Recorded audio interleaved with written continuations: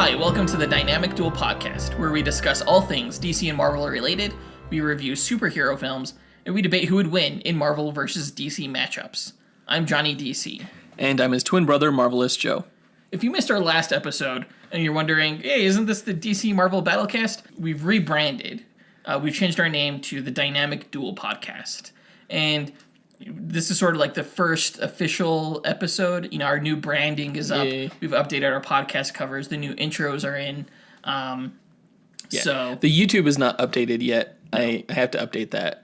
But that's the next big project. It's going to take forever because this is our 32nd episode now, so it'll be quite the project. Yeah, we have to redo all the YouTube videos. Yeah, eventually it'll be fixed. Yeah, hopefully within, before the end of next month. Fingers crossed. Fingers crossed. So this is going to be an awesome episode. We're reviewing Iron Fist later. That's not why it's awesome. It's awesome. Sure it is. Because we're the new Justice League trailer came out, which yay, finally. Yeah, we've been talking about that since you were talking about that since Christmas. I've been wanting it since like November, and then I was like, maybe for Christmas, maybe for the Super Bowl, maybe it's never gonna come. I just kind of like lost all hope, and then bam, all of a sudden. So we'll be talking about that. We'll be talking about some leaked Deadpool concept art, which is actually like hard to find right now. It is, but if you know how to use the Google machine, you should be able to find it. Yeah.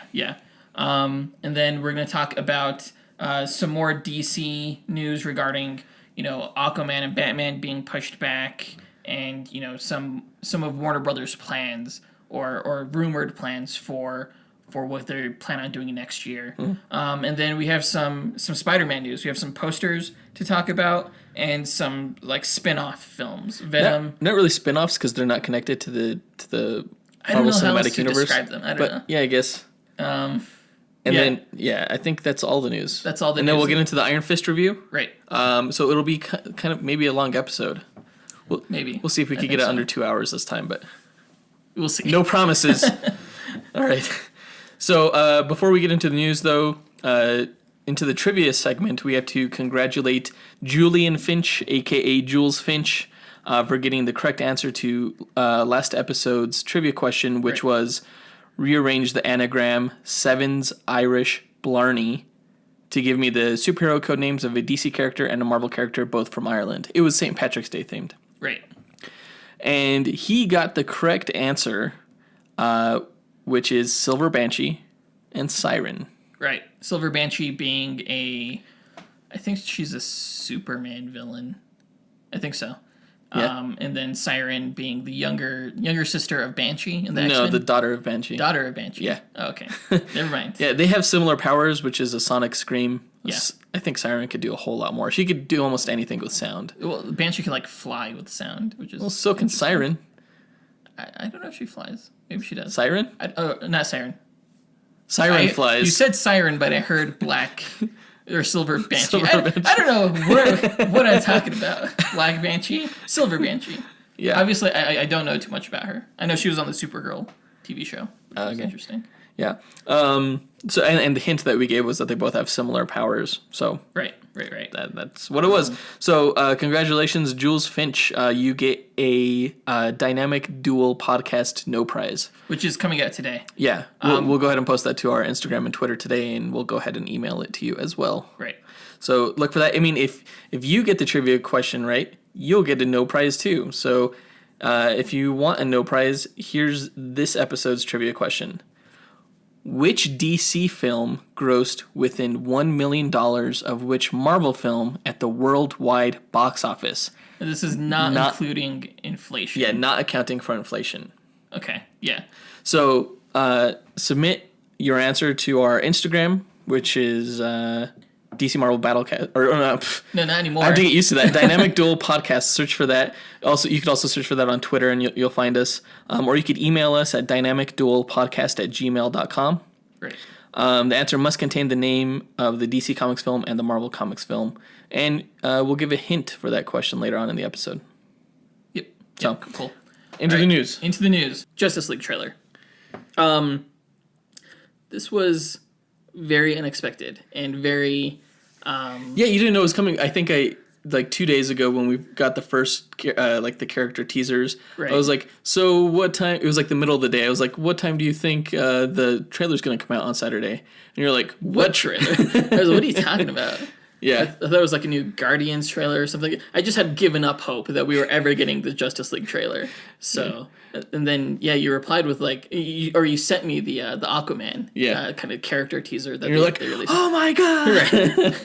Super excited. It was right before a job interview too. I couldn't during the job interview. I was just like, I need to get home. I need to get home. I need to get home.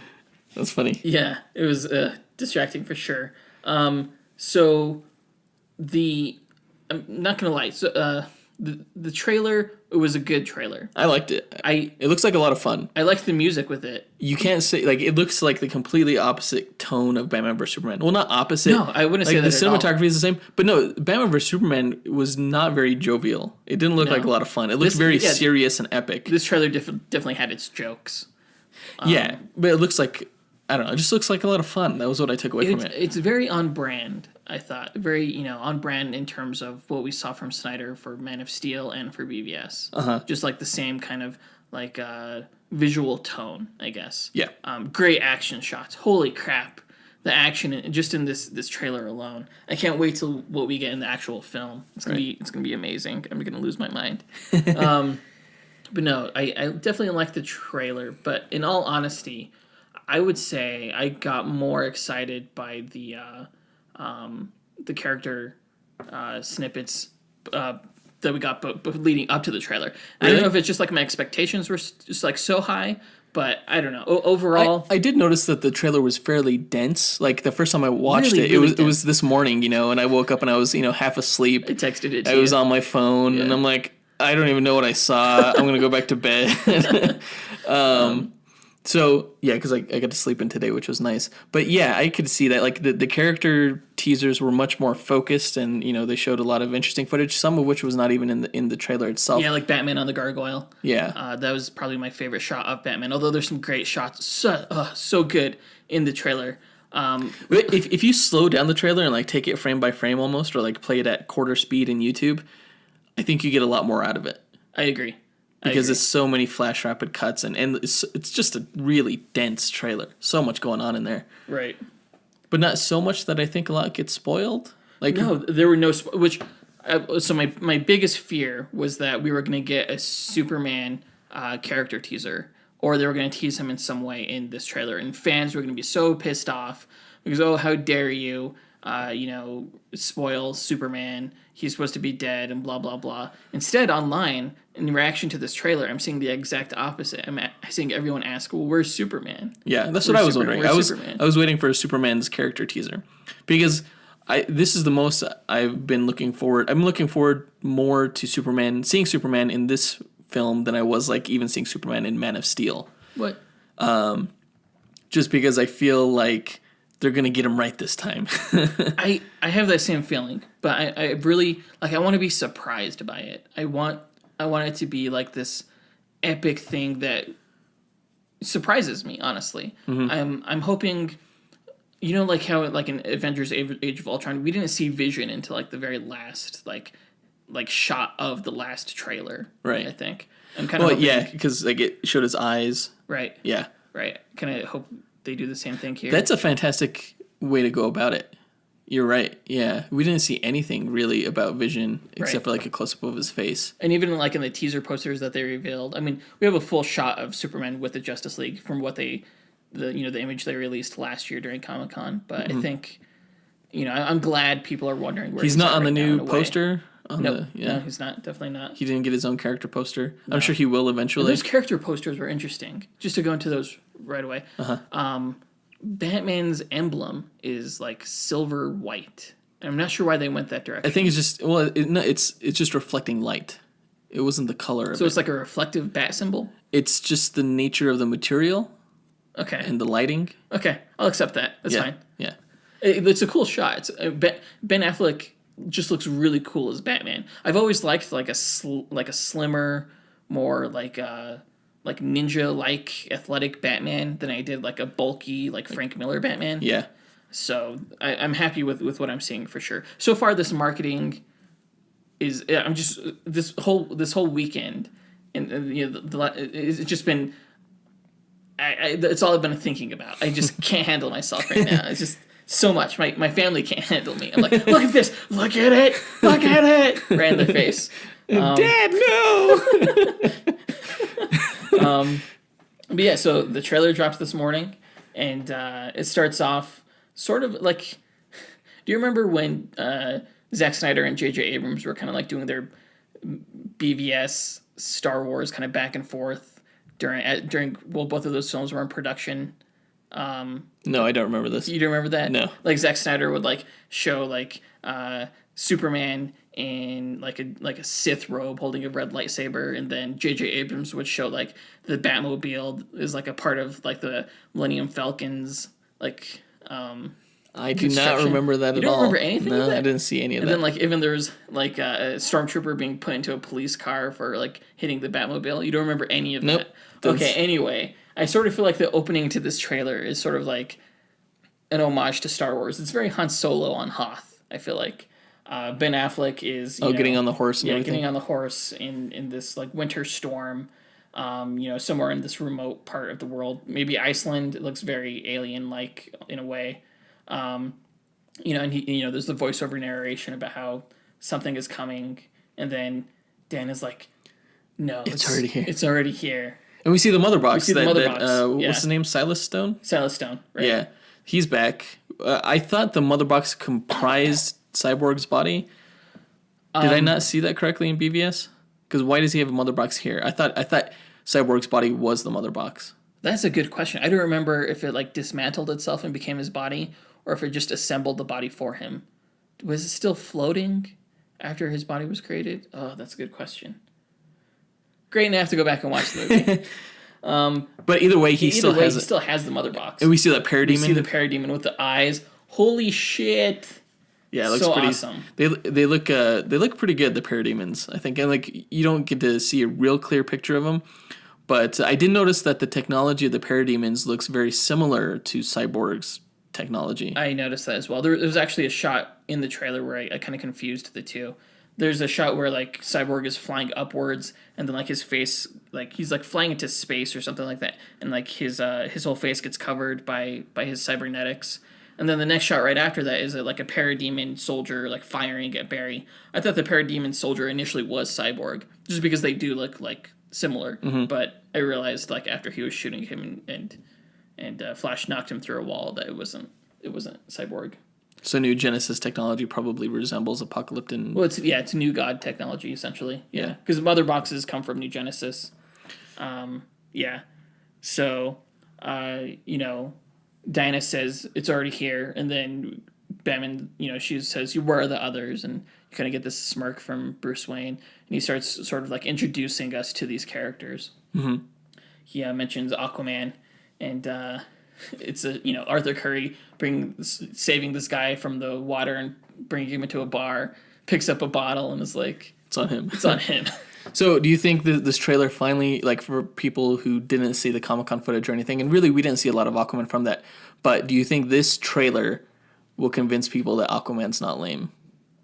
Is this the moment that people realize? Yeah, honestly, I feel like Aquaman sort of stole this trailer. Like this is like he's the coolest character in this trailer, like personality wise, I think. Yeah, the big standout. Yeah, for sure. Definitely a standout. Just like the attitude, and it's not just all GQ shots like it was in the Comic-Con footage. He actually says things. Yeah, I do have to say you're right. I think he did steal the trailer. And what was really interesting to me most about this trailer was the different personalities that we saw, especially his, because we've never really seen that archetype before, which is like the rustling cowboy adventure type. Like when he was on like the Batmobile and he was like, "Yeah," and then he jumps off and he's like, "Woohoo!" Yeah. So it's hilarious. Like we saw maybe part of that in Thor, in the first Thor movie, where he's like slamming down the mug and is like, "Another," or whatever. That was kind of the same vibe, but not quite like this. Like Thor didn't really go down that path. This looks like a really fun character. I can't wait to see. It looks like Jason Momoa was like injecting his personality into the character, which is fun. It looks like he's having fun, like just kicking ass, you know. So that's cool. Barry Allen looks like a lot of fun. Barry Allen looks, it's sort of the same shots we've seen of him previously, but man, him running. The way they depict the Speed Force in this, Really cool. it is so different. It's almost like a teleportation. Like usually, like especially like, well, look at Avengers: Age of Ultron. How Quicksilver moves, he's a blur. There's no real blur in this because he moves too fast. It's like there's a little bit of spatial manipulation, and then you see a lightning bolt. Right. But by that point, he's already at the other end of the lightning bolt. Right. Like it's very different from what we see in the Flash TV show. Like just in terms of like the way he's like doing yoga poses almost, you know. It just like looks. It's a really good aesthetic, and the fact that like it looks like even in shots of him where it's like he's zooming past and there's lightning all around him, and he's like zipping back and forth within that, and so you get like this a real like sense of his speed, which is like just insanely fast. The slipstream looks really cool. Yeah. And so even before we see the Flash, we see Cyborg. So we get to see the first shots of him, which is really really cool.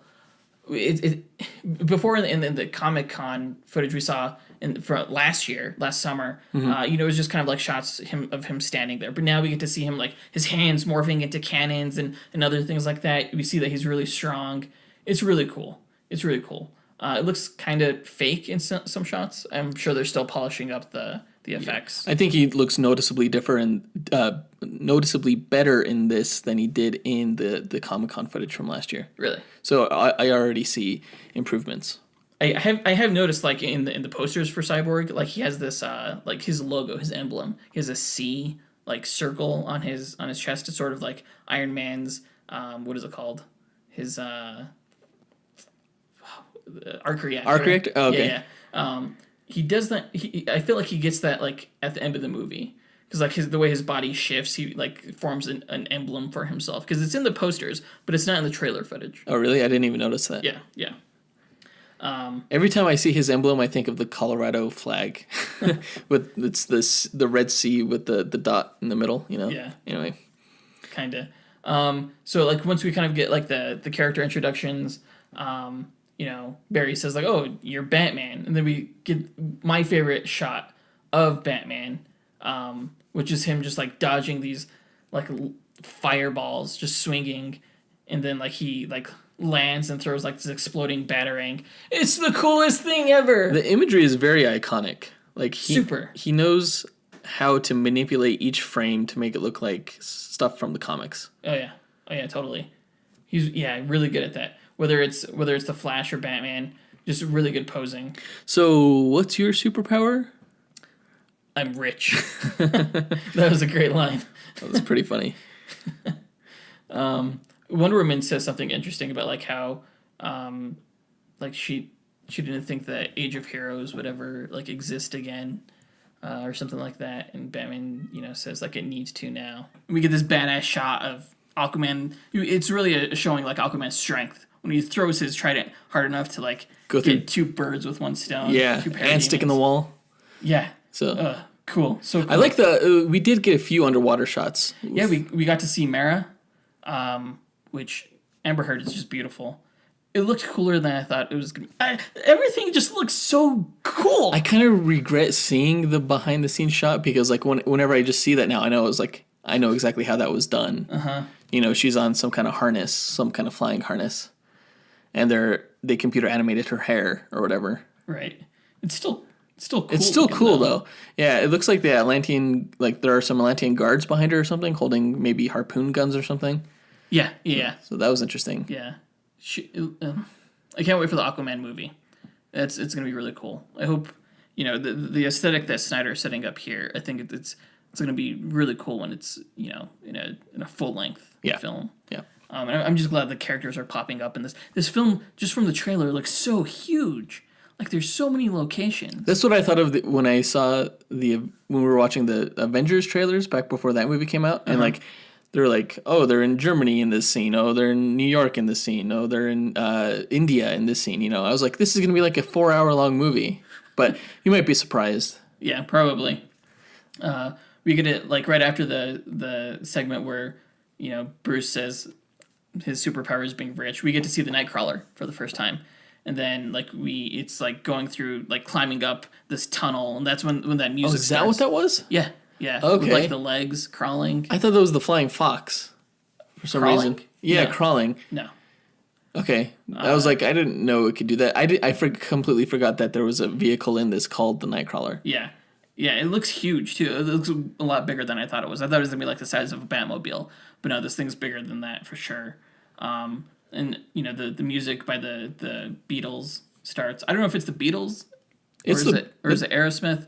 I think it's... What?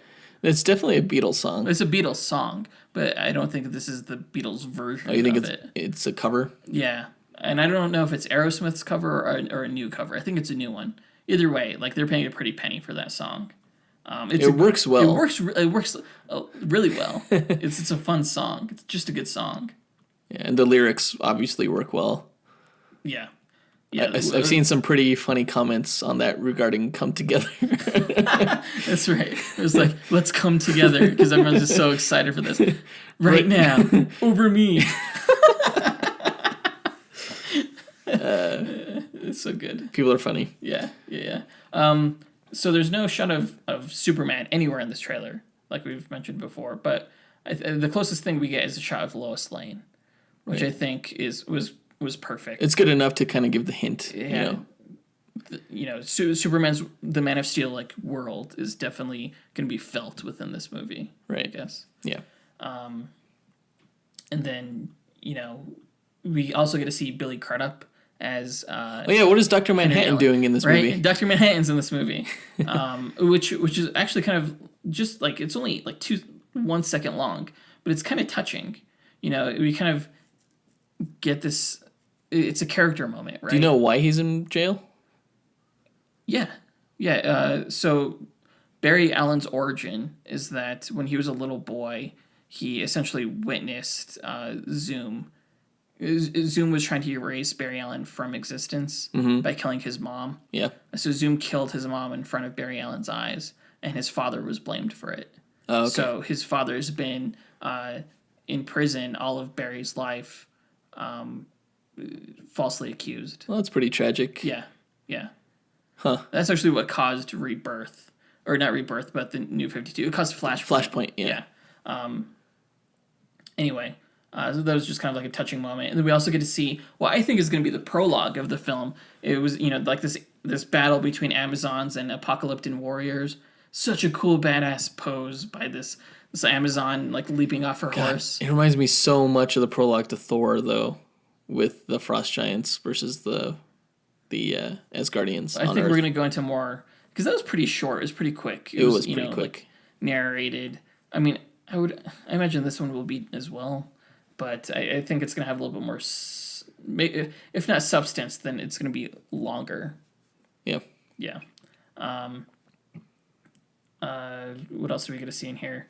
The rest of it is really just a whole bunch of different action shots, just quick cuts, just of everyone being badass.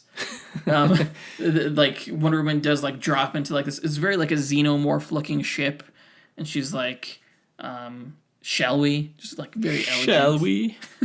Shall we dance? Yeah, Aquaman was like, "Hell yeah!" After the title card, we get to see Commissioner Gordon. Yeah. He says, tells Batman, it's good to see you're playing with others again. Aquaman comes up and he's like, "You're dressed like a bat, huh? I can dig it."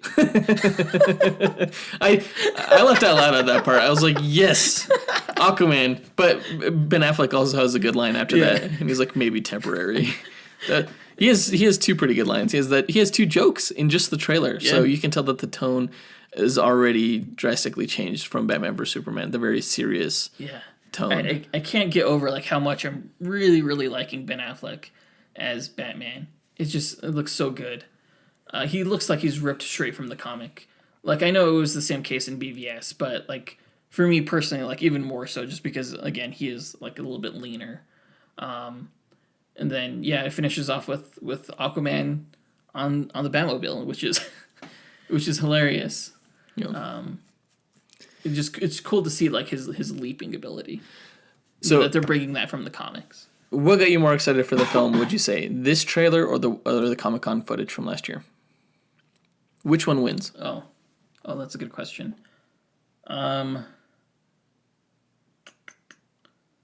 Probably, I was probably more excited by the Comic-Con footage last year, in all honesty. Really? I like after I watched this, I think my expectations were just too high and it was too long. Like too much time had passed. That I don't know if anything was gonna meet my expectations. As good as this is, it's not great. It's not like I still think the Wonder Woman trailers have been better. And in a sense, like. Really? Yeah, in a sense, like this almost like just like the visual tone of it was a little bit jarring in a sense after seeing the Wonder Woman stuff. Like I'm used to seeing Wonder Woman in a certain way, but seeing her hair, it's a little bit darker, or just visually darker. Yeah. It was like different. It was different. Yeah. The reception so far, and considering that this has only been out a few hours, but the reception has been tremendous. I think a lot of people are looking forward to this. I've seen. It depends on where you look. I've seen on Facebook a lot of hate, a lot of people not liking. I've seen a lot of people wondering where Superman is. There was one guy who was like, "Oh, this film is still being made. I thought they scrapped this." I was like, "What a douchebag!" Yeah, I don't know. So I think there's definitely a lot of confusion around it.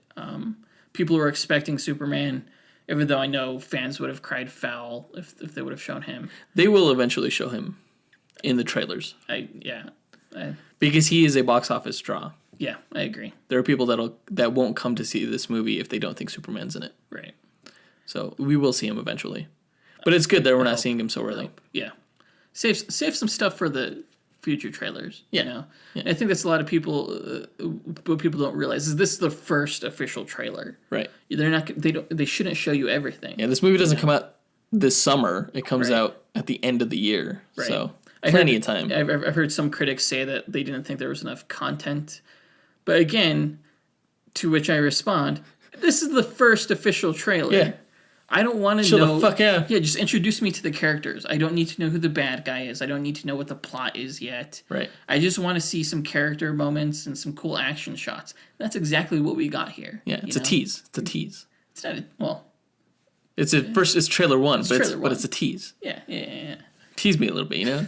A little bit of foreplay. Come on. All right. I think it does that does it for that news. Yeah. So something that's not quite so involved. A little bit of shorter piece of news is that the leaked Deadpool concept art. Now, at first, when it first came out, I wasn't sure if it was real, but since it's been taken down or requested to be taken down by Fox on a lot of sites, makes me believe that this is real. Yeah. And even though it has been taken down, you can still find it if you search for it. Yeah, there's a lot of commentary on it and stuff like that. So if you search like YouTube, you'll probably be able to find it. Right.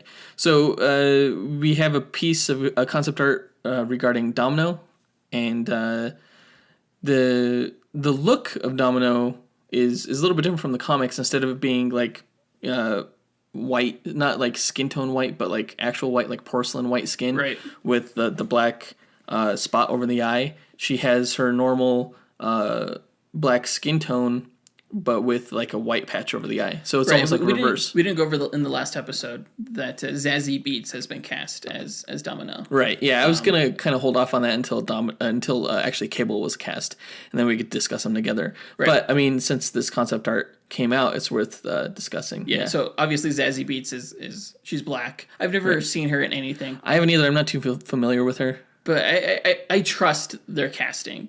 I've heard who said it. I can't remember who said it. Someone said that she has tremendous chemistry with Ryan Reynolds. Nice. So I'm really looking forward to that. Look out, Blake Lively. I think Morena Baccarin had tremendous chemistry with Ryan Reynolds too. So I'm hoping this is at least on par with that. Yeah. But she has this cool in this concept art. Domino has this cool gun with this bayonet at the end of it. It's like a automatic machine gun with a bayonet. So it looks pretty cool. She's wearing kind of like fatigues, or not fatigues, but like a combat outfit kind of thing. Who is Domino, for if anyone doesn't know?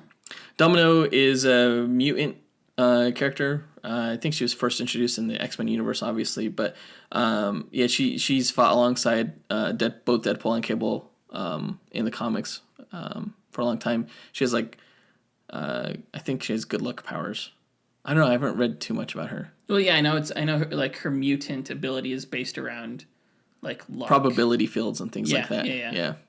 So I don't know if she'll actually have that in this.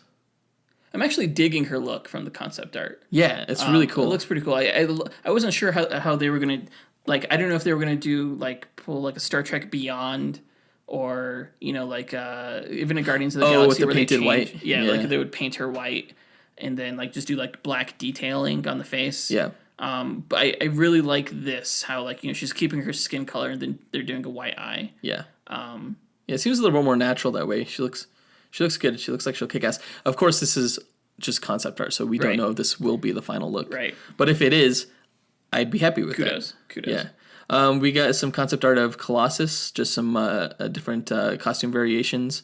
Some of them look very much like like the traditional movie X-Men costume, which is black with just like minimal color detailing. But some of the other costumes, he has a lot more red in it, which is cool, I think. You haven't seen that? I haven't seen that. Come over here real quick and look. So, yeah, Colossus will be making an appearance in the next film, just like he was in the first one. So that's good, because he was just a fantastic character. And hopefully his archetype is different enough from Cable. From Cable, because Colossus was very much the straight man to Deadpool's crazy lunatic guy. Right. So we got concept art of Deadpool wearing an X-Men t-shirt that says Deadpool. He's wearing a t-shirt and some shorts. I didn't see that either. You didn't see that? No. Dude. All right. Yeah, he's just wearing a t-shirt. And shorts. But he's, holding swords. He still has his mask on and everything. So, but the big, like, burying the lead, the big news to come out of this concept art is that Brad Pitt is depicted as Cable in all of this concept art. Now, he was rumored... I saw that. He was rumored to be in the running for Cable, but I don't think anybody really took it seriously. I may be speaking for myself. I didn't really take it seriously. But the fact that he's depicted in this concept art makes me think that either he is closer than I think to playing the character, or was at one point close enough to playing the character that they rendered him. I hear right now, again, and it's just a rumor, that Michael Shannon is like right now the top forerunner. And he would be fantastic as well. I don't want it. Why? Zod? I don't want it. Because he was Zod? Because he was Zod. And he's like an iconic Zod, too, for me. I guess. But he is so hilarious. Have you ever seen The Night Before? No. It's the Christmas movie with Seth Rogen. Right. He's in that movie. He plays their drug dealer. I don't think there has been a funnier character. I'm going to have to show you part of this movie after this podcast. He's the most hilarious character. Every time he was on screen, I laughed my ass off. And you wouldn't think that Michael Shannon plays a great comedic role. He's like a very dark actor, I feel like. I laughed my ass off. I laughed my fucking ass off. That's how much I laughed my ass off by his character in that movie. It was great. So I think he could do serious really well, obviously. So I think he'd make a fantastic Cable as well. But seeing this concept art, seeing Brad Pitt, like Brad Pitt is getting older. He's getting a little weathered in the face. But to see him like with the cool like silver hair kind of slicked back, and the way they render his techno-organic virus, in the comics it's depicted kind of like with metallic bands, kind of like Colossus arms. Right. Yeah. But in this one, it looks more like a machine arm, and it like spreads into his chest and his skin and everything. It looks pretty cool. He looks like a cyborg. It's more like it's like made up of like muscle tissue itself is sort of like threads or like cables. Yes. So this looks more like that. Yeah. It looks more like his arm is made of metallic cables. Yeah. It looks really cool. I hope that they do go with this look. I mean, it's just concept art, but now that I've seen it, I'm like, you can't. You don't want anything else. I don't want anything else. You have to go that route. It looks extremely cool. Yeah. So, yeah. That's pretty much it for that news. I'd be happy if Michael Shannon or Brad Pitt gets the part. I think Brad Pitt is a little bit more ripped, at least in this concept art. So I think he might be able to pull off like the action better, maybe? I don't know. It's hard to say because we haven't seen Michael Shannon super ripped. Maybe Michael Shannon just needs to lose his shirt. See him without a shirt, and then I'll be able to judge. Take your shirt off. Take your shirt off. All right, that's it for that news. So on the back on the DC end, Aquaman has been pushed back to December 21st, which is the same day as the animated Spider-Man film currently. Yeah. Which it used to be the day that Avatar 2 was coming out. Right. They took but that got delayed. So I think it's good news that Aquaman got pushed back. At first I was like, oh, it got pushed back again. They're fucking up. Yeah. But now I'm like, oh, actually December 21st is a prime real estate spot for like big tentpole films. It's the Christmas release. Yeah, so the fact that they moved it from like October 5th was the original day, and it's like a non-date. Yeah, you only really release like horror films in October. Yeah, you really shit in October. But like December 21st, it makes me think that they have a lot more confidence in the film to be a big moneymaker. Right. So in the end, I think it's good news. Yeah, I was disappointed when I heard it first as well. I was like, no, why the delay? But the Batman is definitely not coming out in 2018. Right. That especially since that Matt was Reeves disappointing. Especially since apparently Matt Reeves is having the script being rewritten, which kind of I don't know how to feel about it. On one end, like you and other people have tremendous amount of faith in Matt Reeves, but I trust his instincts. Still have to see those films. And Ben Affleck had already written, and Jeff Johns had already written a script. But not even Ben Affleck was happy with it. He stepped down as director and everything, True. But I also wonder, like, how much of that was really, like, he wasn't happy with it, or his life is just kind of, like, difficult right now, with rehab and everything going on. I don't know what to make of this specifically. Yeah. I'm not happy about it, definitely. We're definitely not going to make 2018.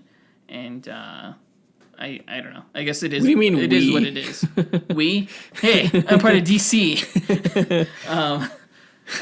No, yeah, so the Batman will likely get a 2019 release. And Warner Brothers is like trying to get, let's get another DC movie out in 2018. Right. So I've heard right now they're considering Green Lantern, which may be directed. We know it's being written by David Goyer. It may also be directed by David Goyer.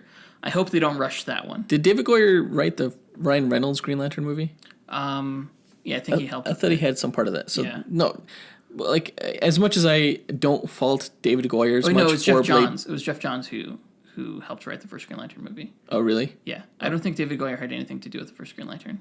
Okay. Anyway, he wrote Man of Steel. I was saying that I don't blame David Goyer for Blade Trinity. I blame Wesley Snipes' craziness on that. Yeah. But like David Goyer has directed several other films that have just bombed, and they have not been received well critically. So, I know he's done. Like, I do blame him for films. I do blame him for those. Like he did a movie called like The Invisibles or something like that.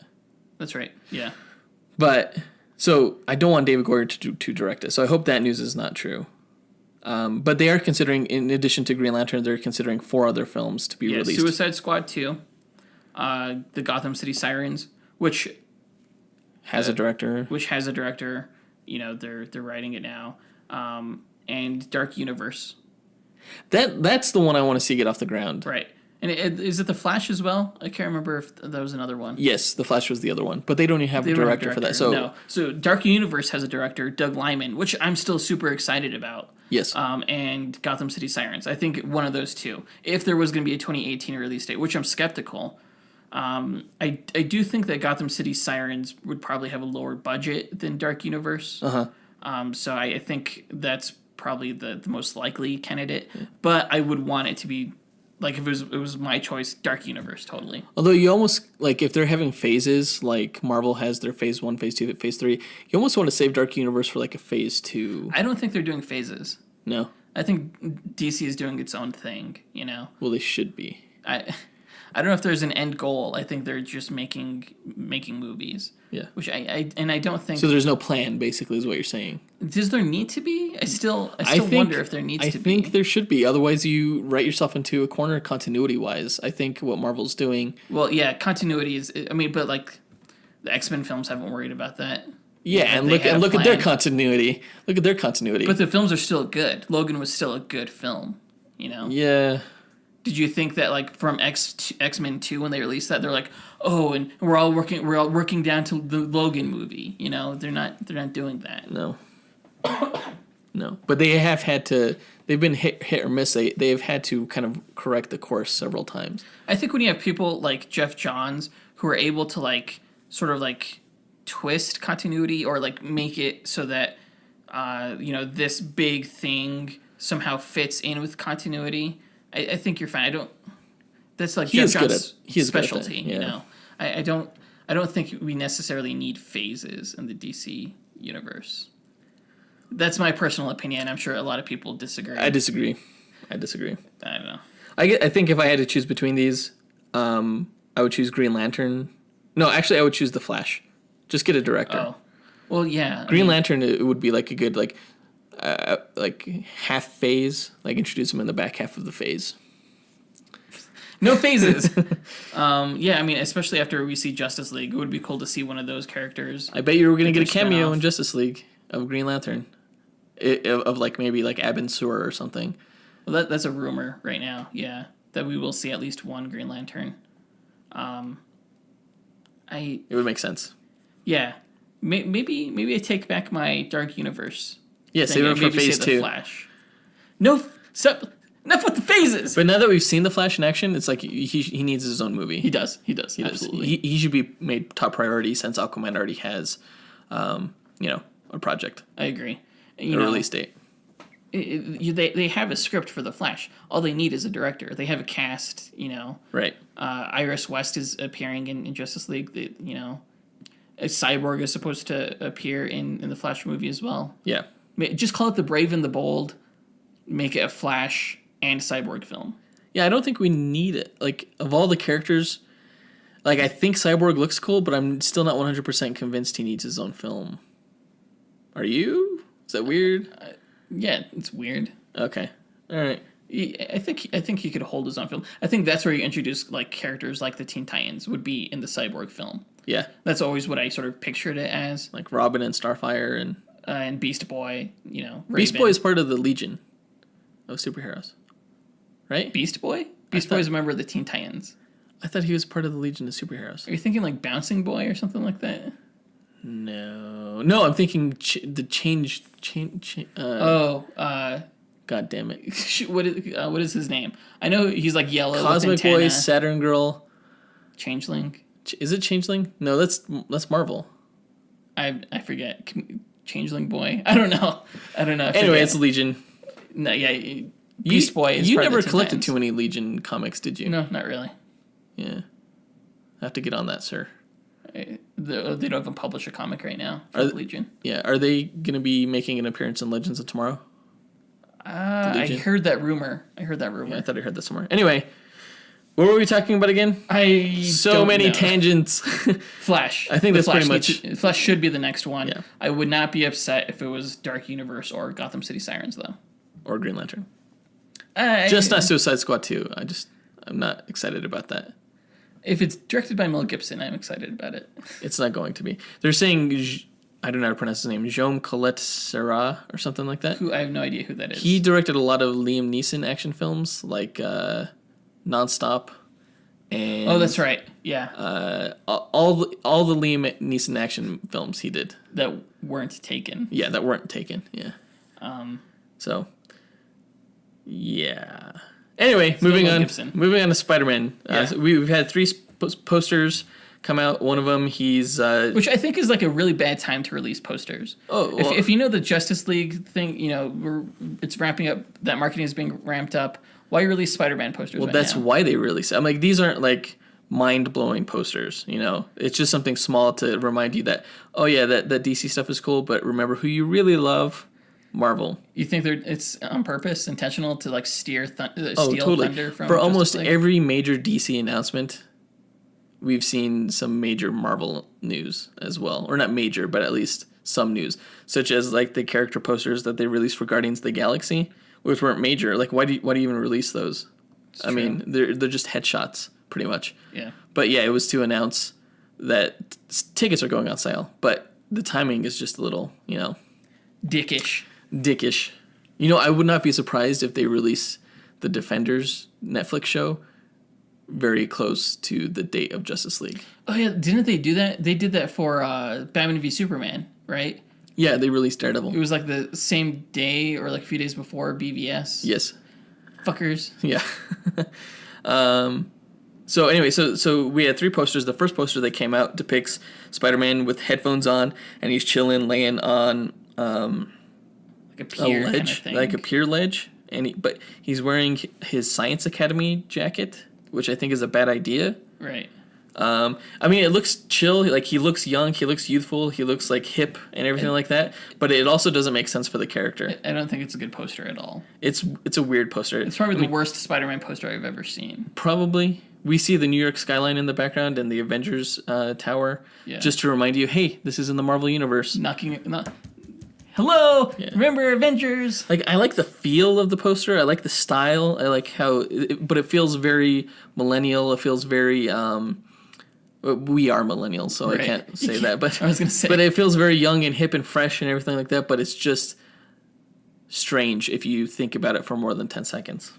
Yeah. So the other 2 posters I like a little bit more. The first one is him sticking to the side of the Avengers building, which is really blatant. Like, yeah.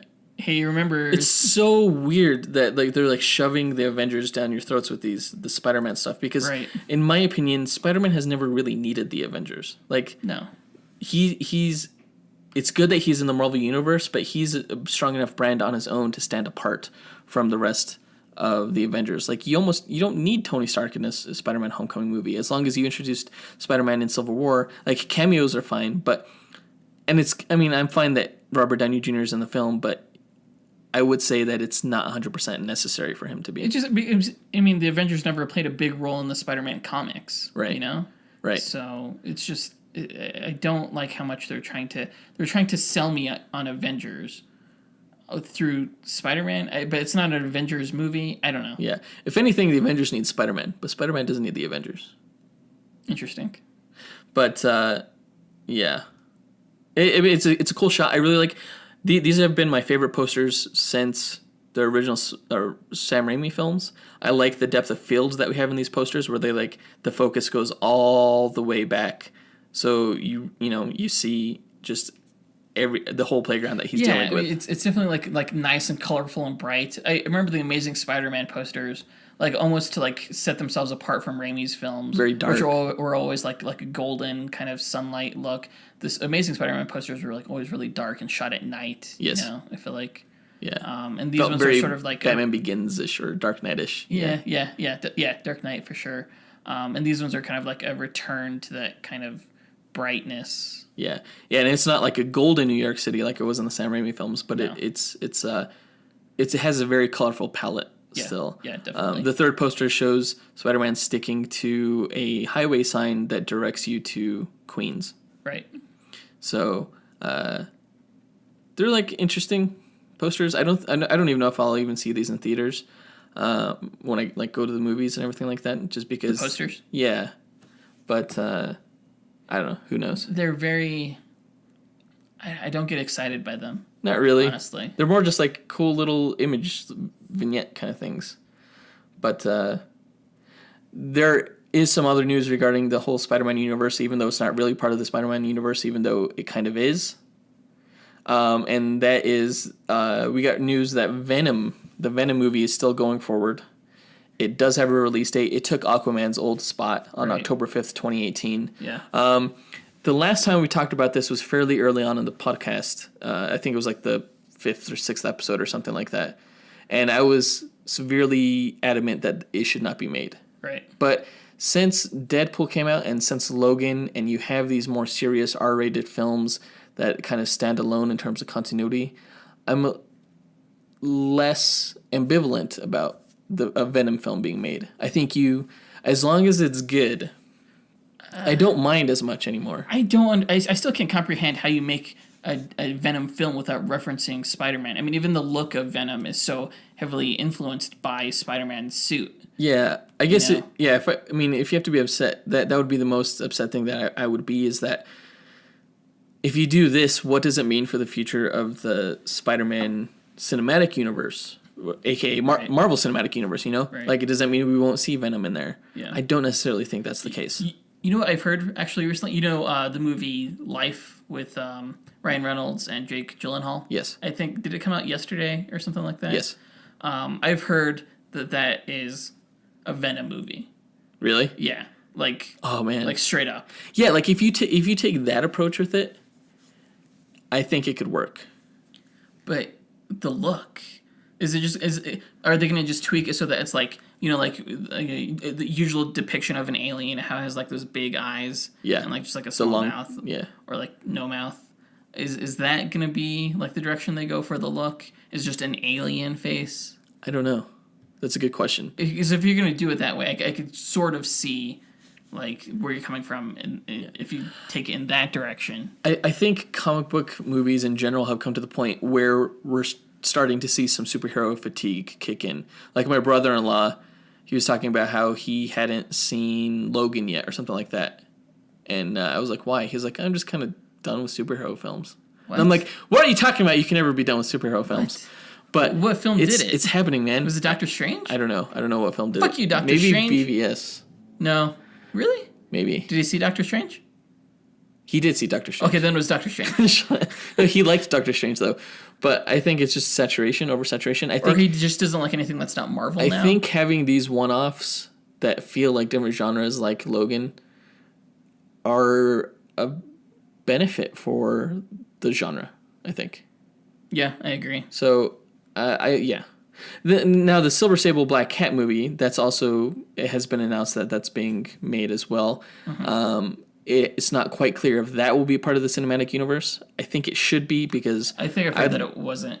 I'd like to see Black Cat meet Spider-Man one day. Oh. So if you do it here, that in a Venom movie, the Venom that you see in that film doesn't necessarily have to be the same symbiote that we see in a Spider-Man film. But you can't have multiple Black Cats or Silver Sables. So I don't see Silver Sable ever being part of a Marvel Spider-Man film. Okay, yeah, so yeah, make a Silver Sable movie, whatever. Just leave Black Cat out of it. Save her for the Spider-Man universe, for the MCU universe.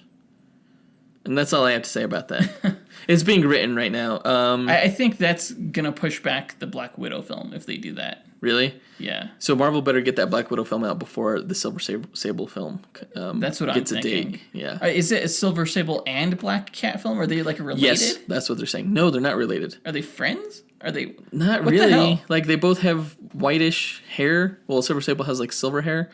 I have no idea why they're pairing those two together, other than they both kind of exist somewhat in the Spider-Man universe, and they both have whitish hair. Right. It's dumb.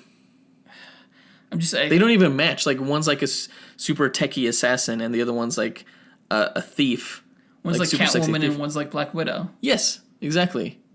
Do they team do them you up? see them teaming up? Well, you see Catwoman and like Black Canary teaming up sometimes. I don't know. Yeah. I don't know. Anyway, I don't know. That's it for that news. So that's the news. Can't talk about it anymore. Just too upsetting. I'm done with it. So that was the posters and the spin-offs. And I think that does it for the news in general. Right. So I think we've talked long enough about all that stuff. Let's get into the meat and talk about Iron Fist. Hopefully you've seen it all. If not, go see it. Come back. Spoilers. Otherwise, we're going to get started now.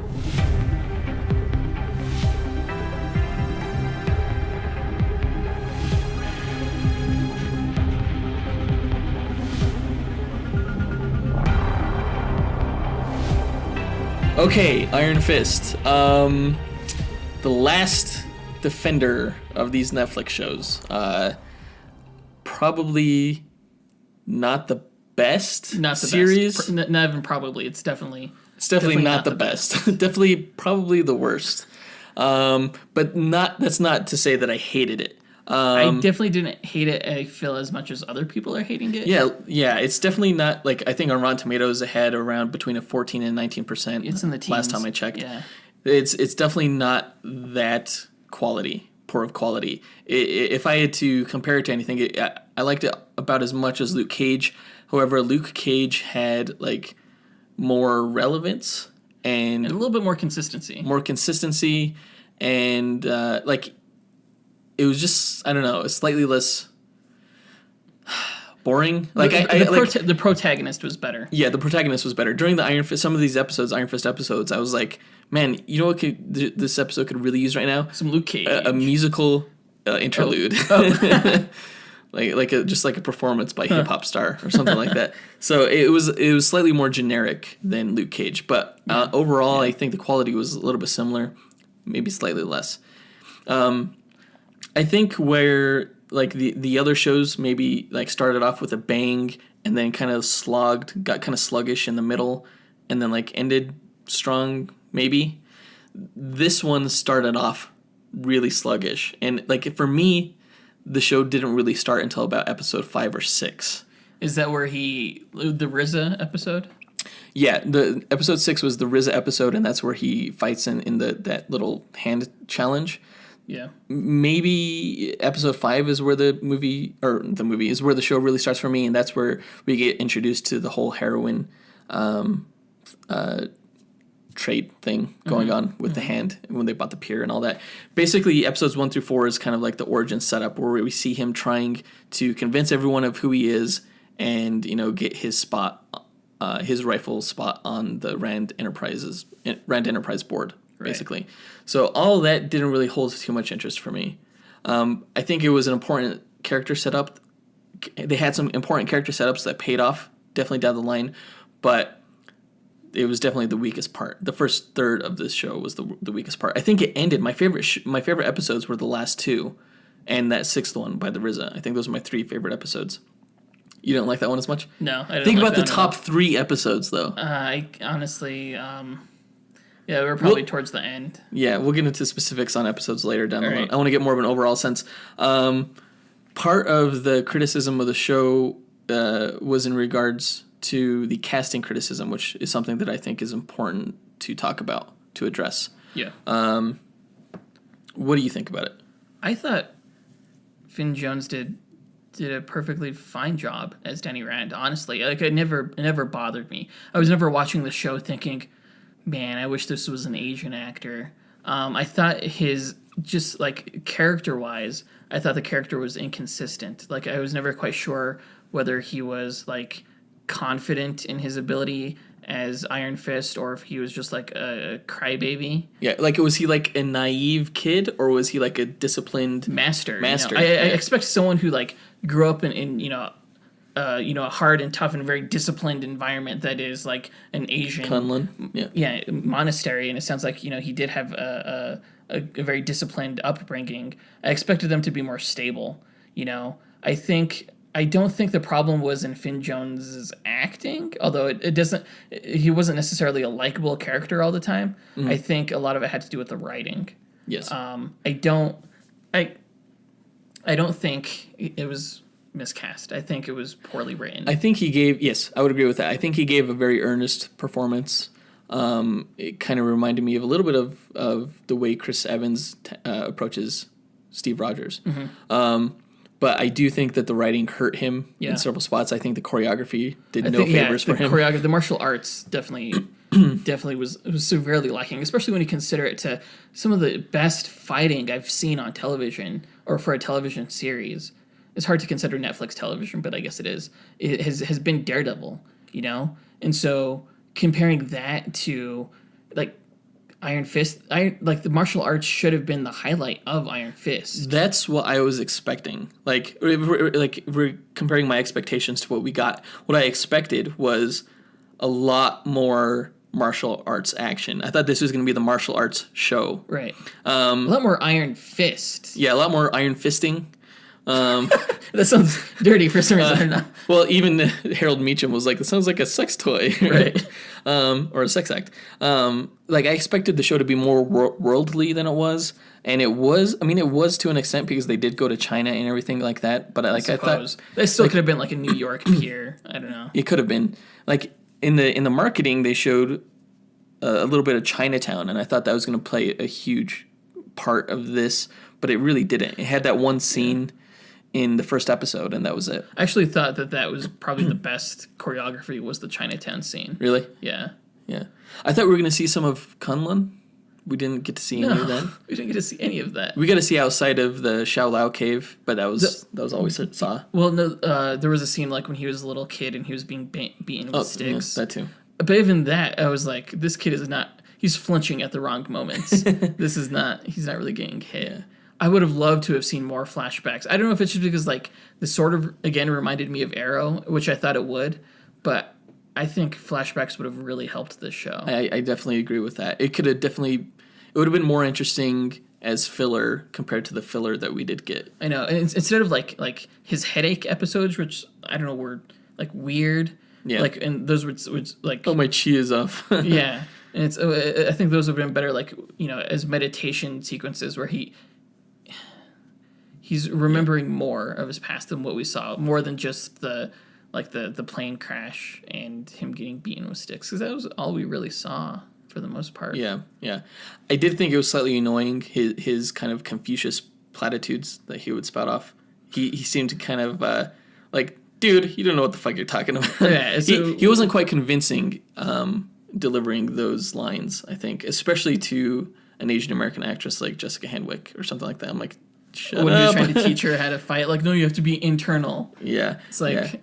Yeah. So what I wanted to mention, going back to the casting criticism real quick, is that I don't mind who they cast.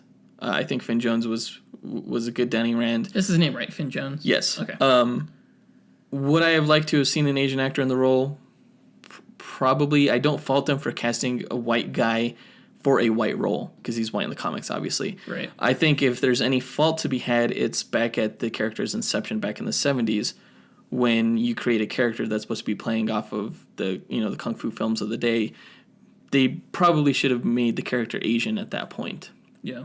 And yeah, they had Shang-Chi and stuff like that, but you can have multiple Asian characters, just as you can have multiple black or white characters, Right. So I think Iron Fist could have been Asian. They could have maybe righted that wrong a little bit by casting an Asian in this role, but the fact that they didn't, I have no problem with. And I think if people who are getting mad at that casting should also be mad at Benedict Cumberbatch, and harassing him on his Twitter like they did Finn Jones. Or not him, but Tilda Swinton. Well, Benedict Cumberbatch is the same kind of situation here. You have a white guy who goes to an Eastern monastery, and adopts their culture, comes back, as the white savior archetype. Or Batman, Christian Bale. Yeah, it is. Well, yeah, same thing. He knows martial arts. Why aren't people?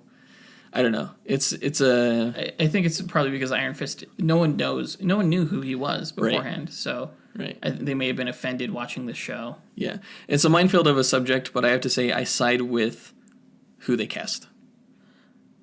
Yeah. Again, for me, it wasn't an issue as I was watching it. Yeah. But I could see, again, where it would be. Yeah. And he was inconsistent. You weren't quite sure who he was, but it kind of is slightly played into the theme. I think the overall theme of the show, which was kind of like, who am I? Who is Iron Fist? Who is Danny Rand? That's what he's trying to figure out throughout the entire series.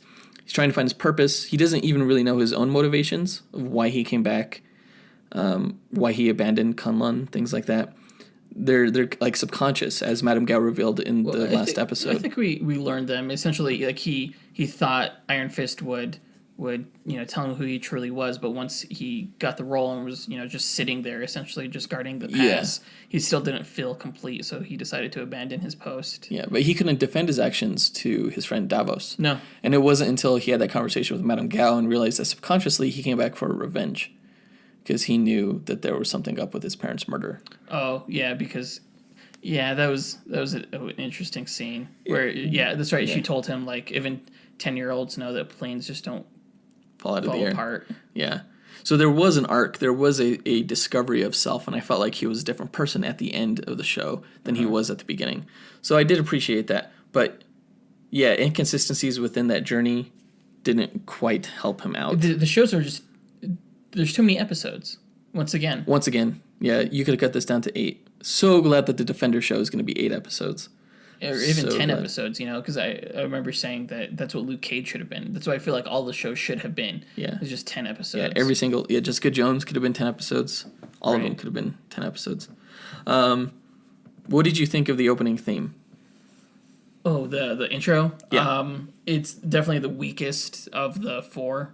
I definitely thought the other ones definitely hit the tone of the show better. Yes. I kind of wish this opening it was like the complete opposite of what I thought it was going to be. It was very dark. They had like the inky streaks, which reminded me a lot of Street Fighter. But I expected something a lot more Asian, like a lot more like with like chakras and chi and like just sort of like cloud Himalayan imagery and stuff like that. Yeah, I would agree, and that goes into what my expectations of what the show would be. Yeah, I think Daredevil's opening theme and intro suited the character as like a dark crime type of show. Yeah. Jessica Jones, that song and the theme, neo noir. And Luke Cage, funky, had a lot of Harlem imagery, and that whole show was kind of like blaxploitation. Yes, this one the intro was and the music was darker than the show itself. It was like very like sci-fi and kind of like alien. It could have been at home on a sci-fi show for sure. Yeah. There was that like opening kind of like Chinese flute kind of at the beginning, but that was like the only thing that we got in reference to the themes, I think. Right. I definitely expected more like Asian instruments, like strings. And the martial artist, whoever did the mocap for that, was a better martial artist than Finn John. Yeah. Yeah. It was a little bit misleading. I'll say that in terms of tone and in terms of the action that we saw in the intro of that guy, kicking stuff, flying around, kicking. It's like Finn Jones never wore that like sweatpants outfit in the show either. It's like, is this Finn Jones? It doesn't look like Finn Jones. It's the Iron Fist, I guess, because sparks are coming out when he's punching. But the last shot, why not just make his hand glow? I didn't like it. It was the best action almost of the show. It was. Like it absolutely was. Yeah, the action for me overall was like 50-50. Like I think the worst scene, like the best scene was the fight in the rain.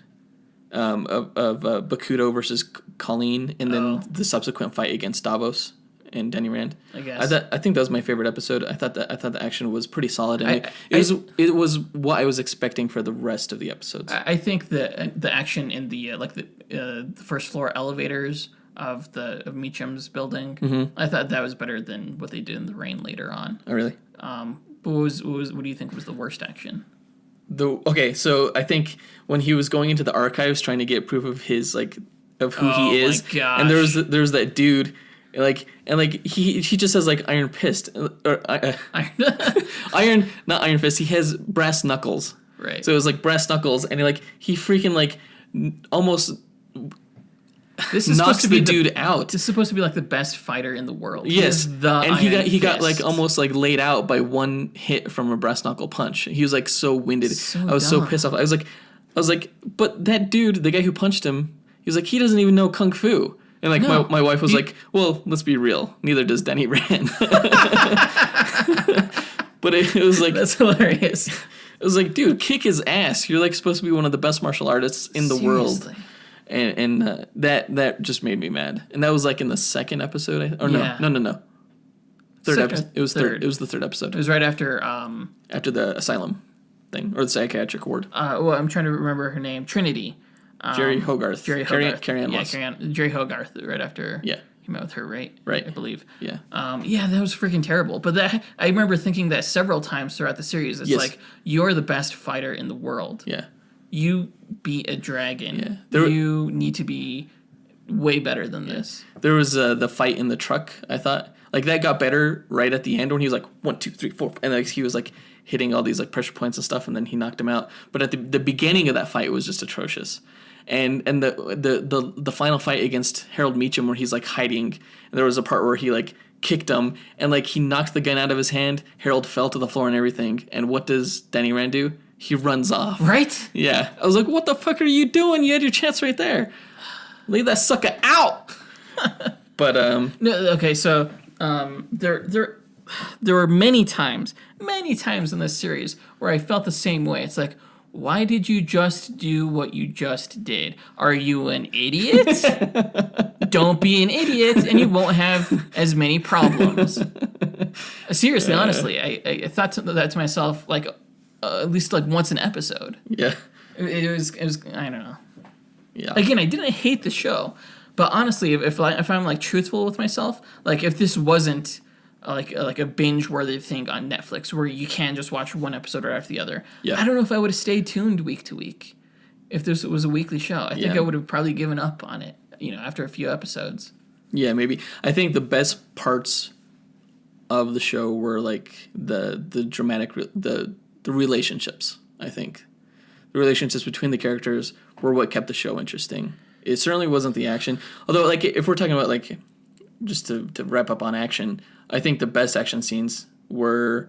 I thought there were some good moments in the challenge fight on episode 6 where he fought the other hand warriors. No, I thought those were freaking terrible. The second to last episode had good fights in that hallway in the lobby to Meacham's building. Yeah.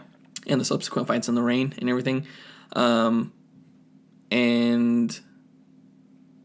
there was a scene where it was right after Danny fought in that little challenge thing, and he went to Harold Meacham's place when he was about to get his fingers chopped off. The way they dealt with those guys, I thought was a pretty good action scene. Yeah.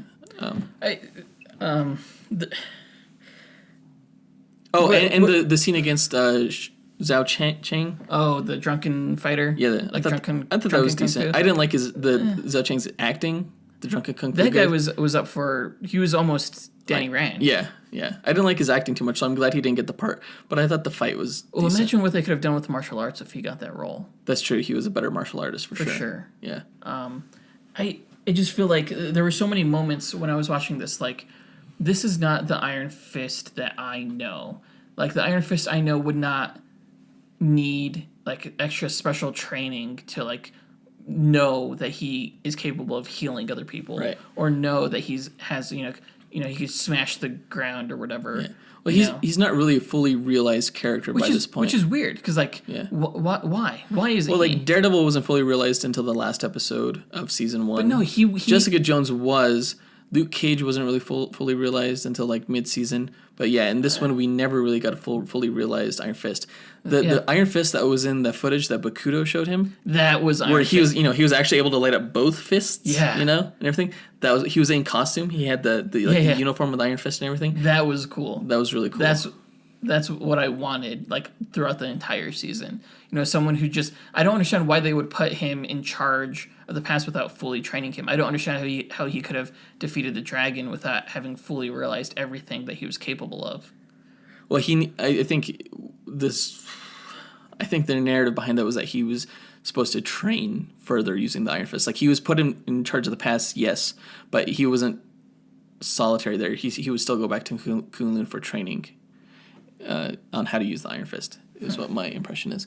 Okay. Yeah. But, the way he used the Iron Fist to heal Colleen wasn't quite how I imagined it would go either. I thought, like, we'd see some of the glow go from his hand, like, some of his chi go into her, like, wound, kind of, and, like, heal it that way. Mm-hmm. It was almost kind of like he was just almost, like, shining a flashlight on it with his chi, and then it just kind of got better that way. I didn't have a problem with that. I thought it was, like, interesting. Like, Ji-Gung healing, just kind of, like, I don't know, directing the person's chi. I don't know. Yeah. I don't know. But he didn't do, like, a lot of, like, the hand motions that I'm used to seeing from, like, other chi healing ninja movies that I've seen. Uh-huh. Like, they do, like, these, like, different, like, hand motions. Oh. You know what I'm talking about? And that's how, like, they focus and reorient their chi and heal themselves. Yeah. I'm referring specifically to Ninja Assassin. Okay. In case that wasn't clear. I think it would have been better. I was disappointed that we didn't get to see him in the costume. I think that if you put the mask on him, you could do what they did in Daredevil season 1, which is when he was wearing the mask, you could swap him out for a stunt double who knows how to fight. Right.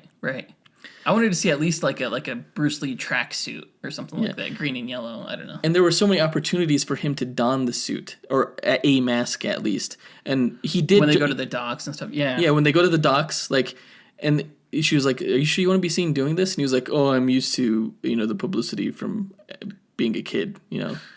I'm used to the limelight or whatever." So you should wear a mask if you don't want to get noticed. Exactly. It's like, dude, you don't want them to know that this is billionaire Danny Rand. That because you're famous, like, or at least people know of you. You're on the cover to fucking Newsweek. Right. Put a mask on if you're gonna do this covert shit, and don't just put on any mask. Put on a yellow mask. Right. But yeah, that was a little disappointing.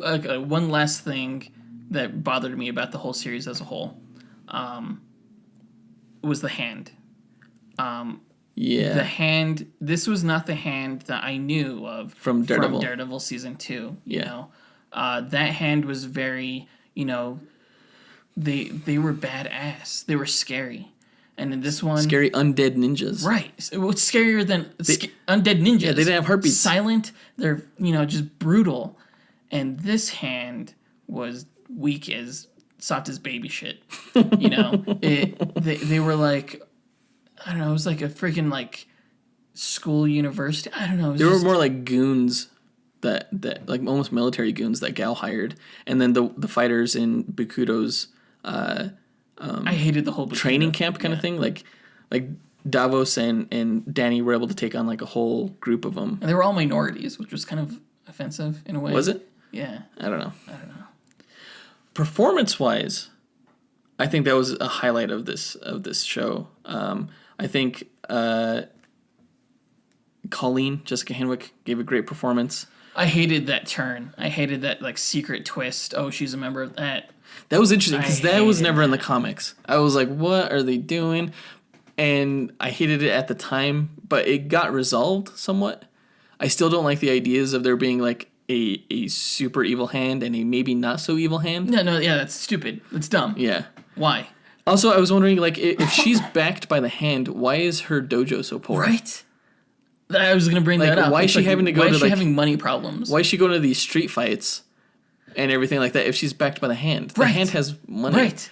The whole street... Once I realized she was a member of the hand, I was like, why did you do the street fights? Yeah, so it was kind of like a disingenuous like twist. Yeah.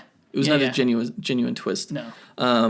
I did like the cage fight scene, especially the second one. Yeah. Where she actually wore her... She's the only one that wore her actual costume. The white jumpsuit, and like she even called herself Daughter of the Dragon, which is what her and Misty Knight called themselves, Daughters of the Dragon. Mm-hmm. So like she was almost the most fully realized comic book character at that point.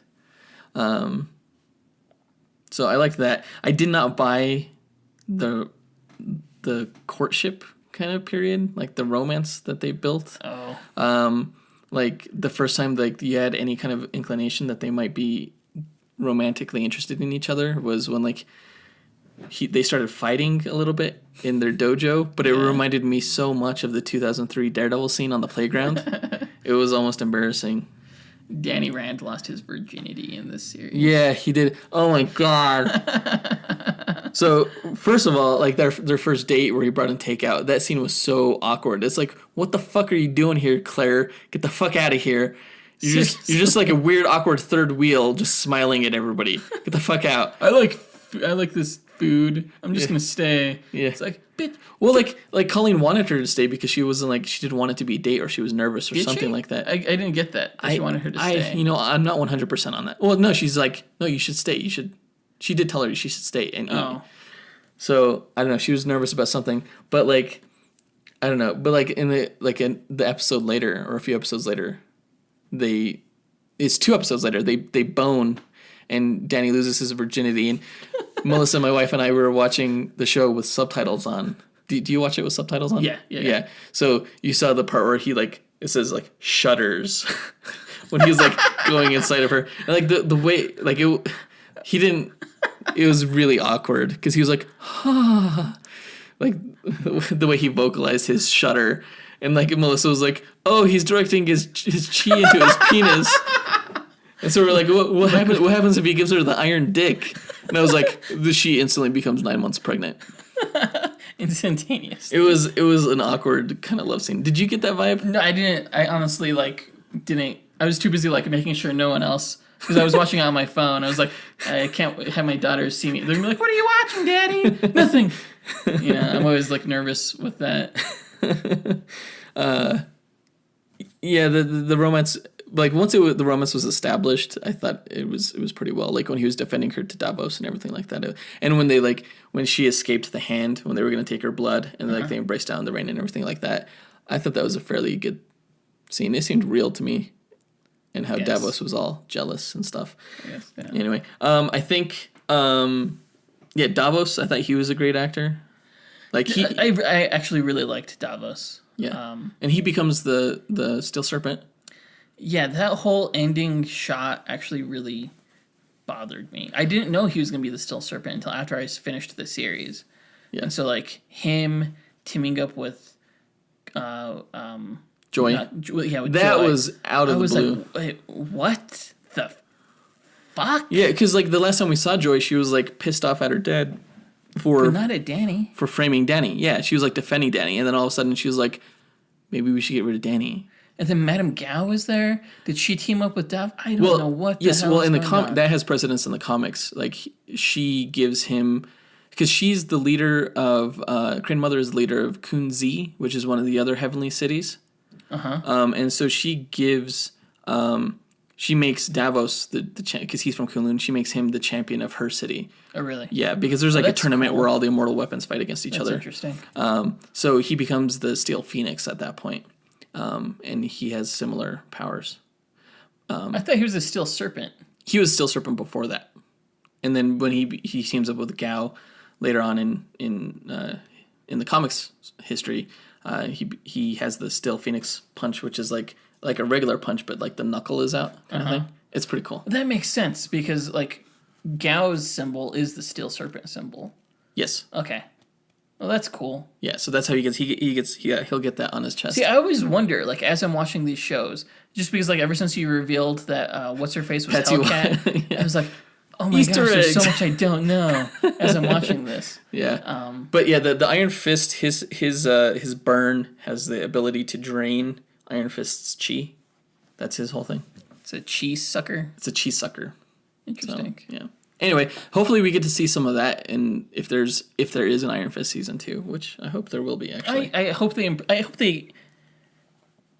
This had promise. I feel like I think if there was better action, if there was better writing, I still like the character. Yeah, and I still liked. You have an investment in those characters now after so many episodes. Yeah, I don't know. Yeah.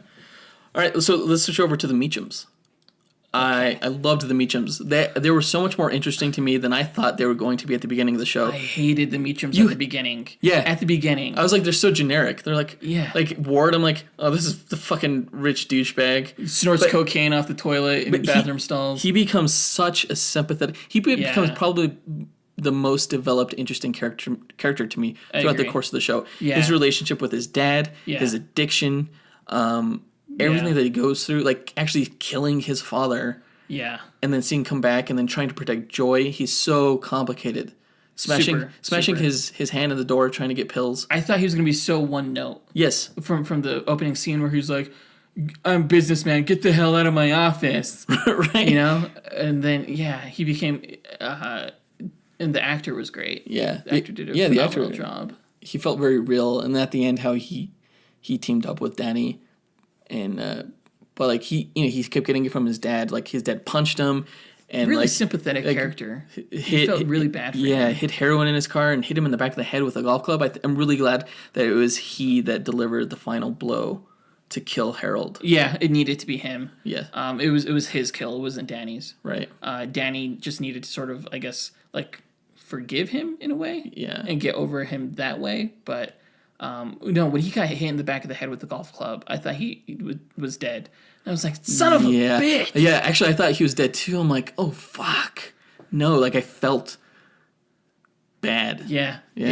I felt something for the character, which is a testament to how interesting he was. Yeah. Joy was interesting too. She was a little bit more interesting in the beginning, because she was the only one who really, believed. Yes, but then she had the twist where she poisoned him, and I'm like, what is she doing now? It was complex. That was upsetting. But then the whole Eminem thing, and then she realizes, and she became kind of his champion, especially when she was the one that provided the evidence that he was really Danny Rand. I thought she was going to be a lot more involved on his side, especially after she was receiving training from Colleen. Yeah. And then I don't know. I don't know what happened with her character. I kind of lost interest in her character once she found out that Harold was still alive. That's when it kind of went off. Yeah. The end kind of. Yeah. And I was surprised when she was shot. I did not see that coming. I was like, oh, damn. She's shot. Get her to the hospital, man. That was crazy. But yeah, the Meachums. And okay, so let's talk about Harold. At first, I thought David Wenham was going to go really campy. And he's only kind of did. But I found his character to be much more interesting than in the comics. His Harold Meachum was duplicitous and evil and everything, but also somewhat not charming, but I don't know. Just he was fascinating to me.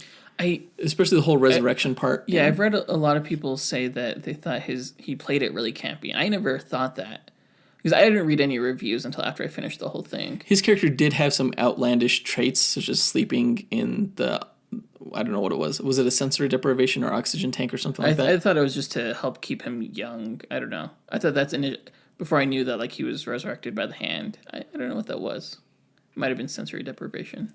It did leave some interesting questions regarding Elektra. Because the triad, the Chinese guy, told Ward that when these people are resurrected, they come back with less of their soul. Right. And more evil, kind of.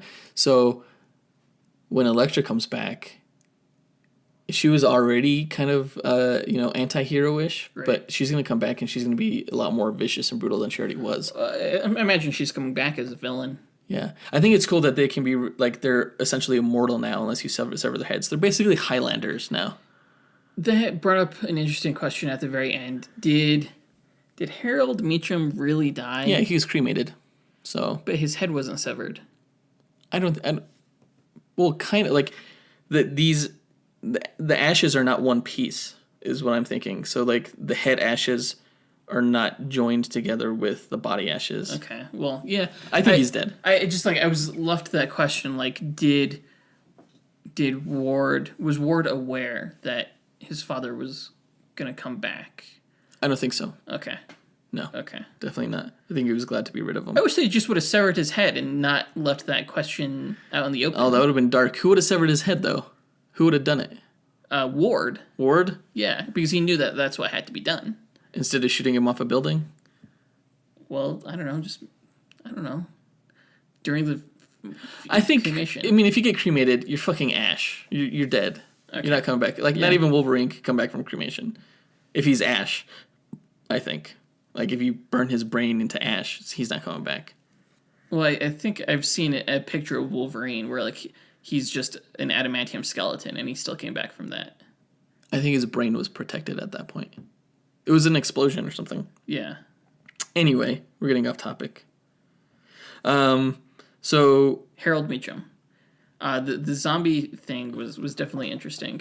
I did not see that coming. I didn't see that coming when either. He was killed by Ward the first time, I was like, oh, I guess they're done with that character. I thought they were going to have some kind of face-off. I thought they were pulling another Luke Cage, where they kind of take the most interesting villain and just get rid of them halfway through the season. Yeah, I will say that this show handled the multiple villain aspect better than any of the other Netflix shows. Where in Daredevil, better than Daredevil season 2. Yeah, well, Daredevil, the Punisher was, or the Irish Mob was kind of the bad guy, and they just kind of so was Kingpin. So was Daredevil season 2 felt like 2 different seasons. So they kind of just moved on from the previous villain. The last half, they had the blacksmith, who was Frank Castle's commanding officer, who turned out to be a heroin dealer. He was competing with Madame Gao's heroin trade. Yeah. So you had the Hand, you had Blackheart, you had the Punisher, you had Elektra. They were all kind of antagonists. But it felt very disjointed. It felt like 2 separate seasons. So did Luke Cage, where they straight up murdered the most interesting character halfway through the series. Right.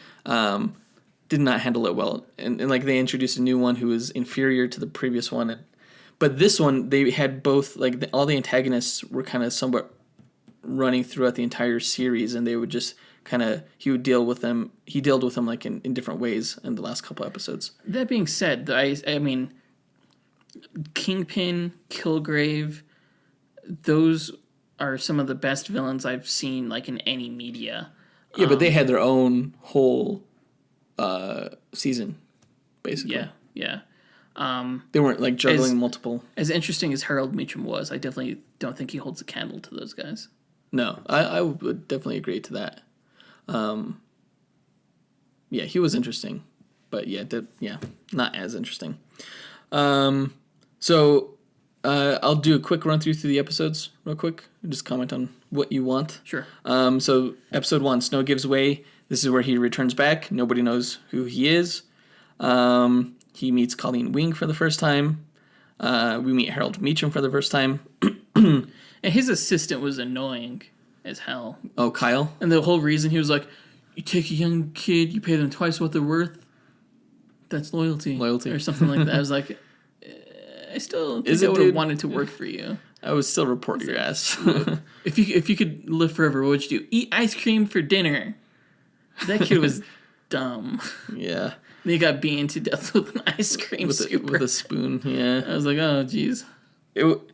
I felt bad for laughing at that point because he was like, it's just ice cream. And he was like, shut up and die.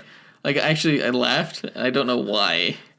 Like, it was a dark moment. Right. But I think it was almost played. Like, I think the actor who played Kyle was just so pathetic in his performance kind of thing. I think it was... I feel like maybe that was intentionally played for some small laughs. Mm-hmm. But maybe, I don't know. Or maybe I'm just a weird bastard. So in the second episode, he's in a psychiatric hospital. There is a reference to the incident in that episode. Yeah. That the doctor mentions about these people coming out thinking they have superpowers. Sequences like that where like they're just trapped like in psychiatric wards and there's nothing they can do about it. Those always frustrate me in television shows. Why? I don't know why. It is such a helpless situation, and I'm sure it's like a very real situation too. It just I don't know upsets me. But I mean, especially considering the universe they live in. Why is that doctor like so disbelieving? Skeptical? Yeah, skeptical. It's like, dude, you've seen like aliens on your planet and like people with superpowers, and I think there aren't enough superheroes yet. Or we just not enough magic ones. Maybe. Or maybe, I don't know.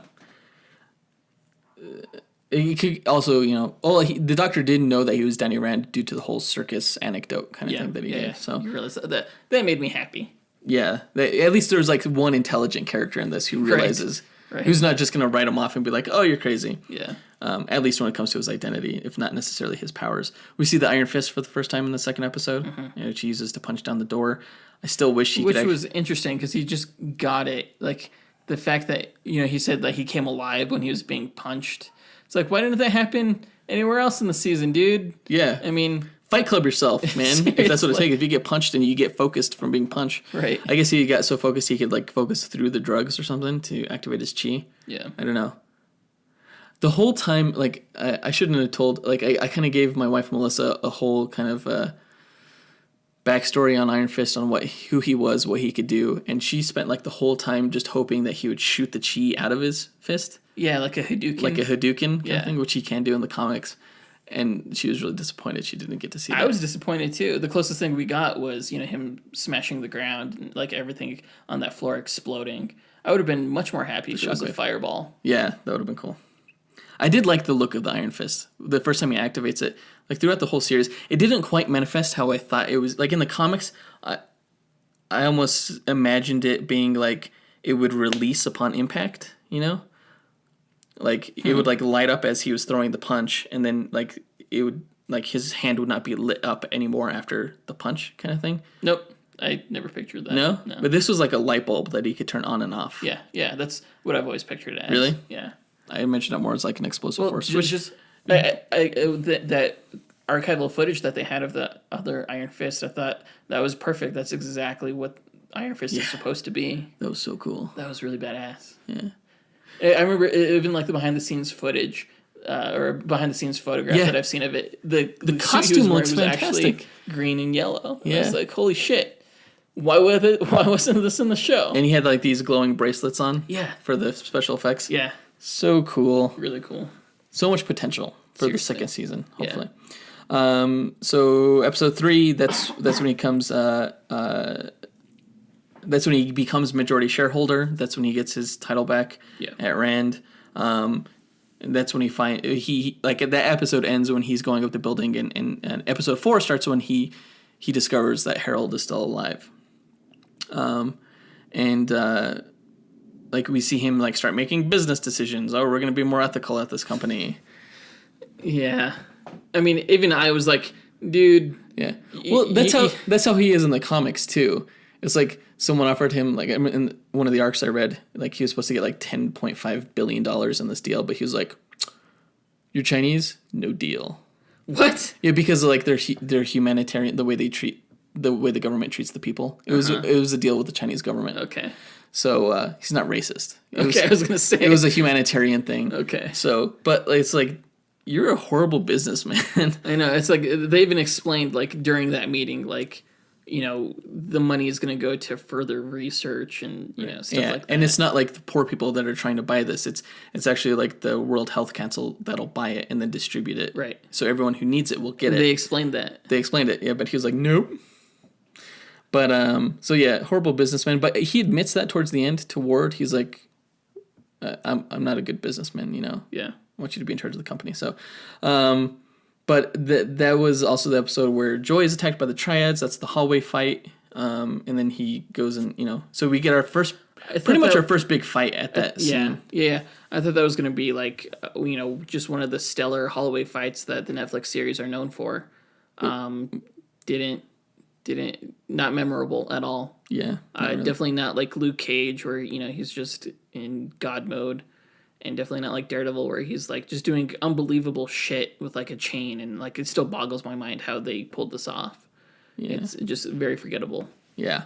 It's also in that episode that they acquired the pier, and it's in episode 5 that we learn about this new synthetic heroin that's just like, you know, a patch and super strong, and the Hand is using allegedly the pier, and he's using Rand Enterprise to acquire it to deliver this drug. Yeah, smuggle it in. Yeah. So that's the one where he investigates the pier with Colleen, and they find out that they're not shipping heroin, they're shipping the chemist, basically, right, who's going to make it not in China, but in New York. It was an okay episode. I think it was, if you were going to like, if I had to give advice to somebody, I'd be like, maybe skip the first 4 episodes, start at episode 5, because I feel like that's where the arc starts that carries forward through the rest of the season. Yeah, I can see that. And then so episode 6 is the big fight. He tries to get clues on where he could find the chemist's daughter. He sees the severed head, which was hilarious. Ward's reaction to that. Oh yeah. He sees the head with the challenge. He accepts the challenge. I liked the challenge. Felt very much like a mystical kung fu movie, or at least it tried to emulate that. Yeah, I had kind of like a problems Hero or Crouching Tiger kind of thing. Yeah, just the fact that some people had the audacity to challenge an Iron Fist kind of bothered me, and like the set kind of decorations also kind of bothered me. Like the chick with the spider sticks or spider needles or spider venom. She's the Bride of Night Spiders. She's the immortal weapon of I can't remember the name of the other city. Oh, she's another immortal weapon. Yes. Yeah. See, that's cool to know. Yeah, the others weren't, though. She would pose like some kind of challenge. Yes. I didn't like just like the weird droopy like rags hanging over her. I was like, did she like? Though this isn't a set. Design this? Yeah, exactly. This isn't a set at all. Yeah, the two Russian, were they Russian twins at the beginning? I thought they were like. I don't remember them Latin. from the comics. Were they Latin? I don't know. They were butchers. Italian? I don't know. It didn't seem fair. Like, so that went to show the inconsistency. Like, I wanted to see Iron Fist at a point in his fighting where he can always take on 2 dudes at the same time. Yeah. You know, not get laid out with brass knuckles by some no-name guy, you know? So inconsistent. Yeah, I thought his fighting was best in that scene going against I like against the just two like brothers. the confidence he walked into it with. It was like, Yeah. I am the Iron Fist, Yeah. and you're gonna get fucked up. Yeah. And there is no, I don't even consider defeat Right. at all. Yeah.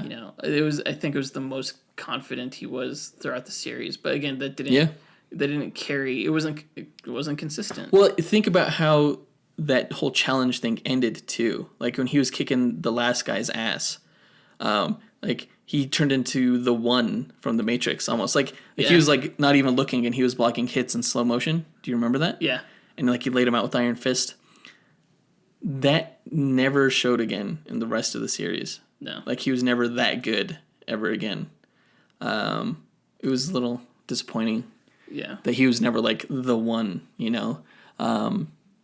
I hope to see some more of that kind of stuff, because right there it felt like he could have kicked anybody's ass. He could have kicked Daredevil's anybody, because he was like so in tune, talking with his mentor at that. He was like having a conversation with his mentor with Lei Kung, I think his name was, the Thunderer. Yeah.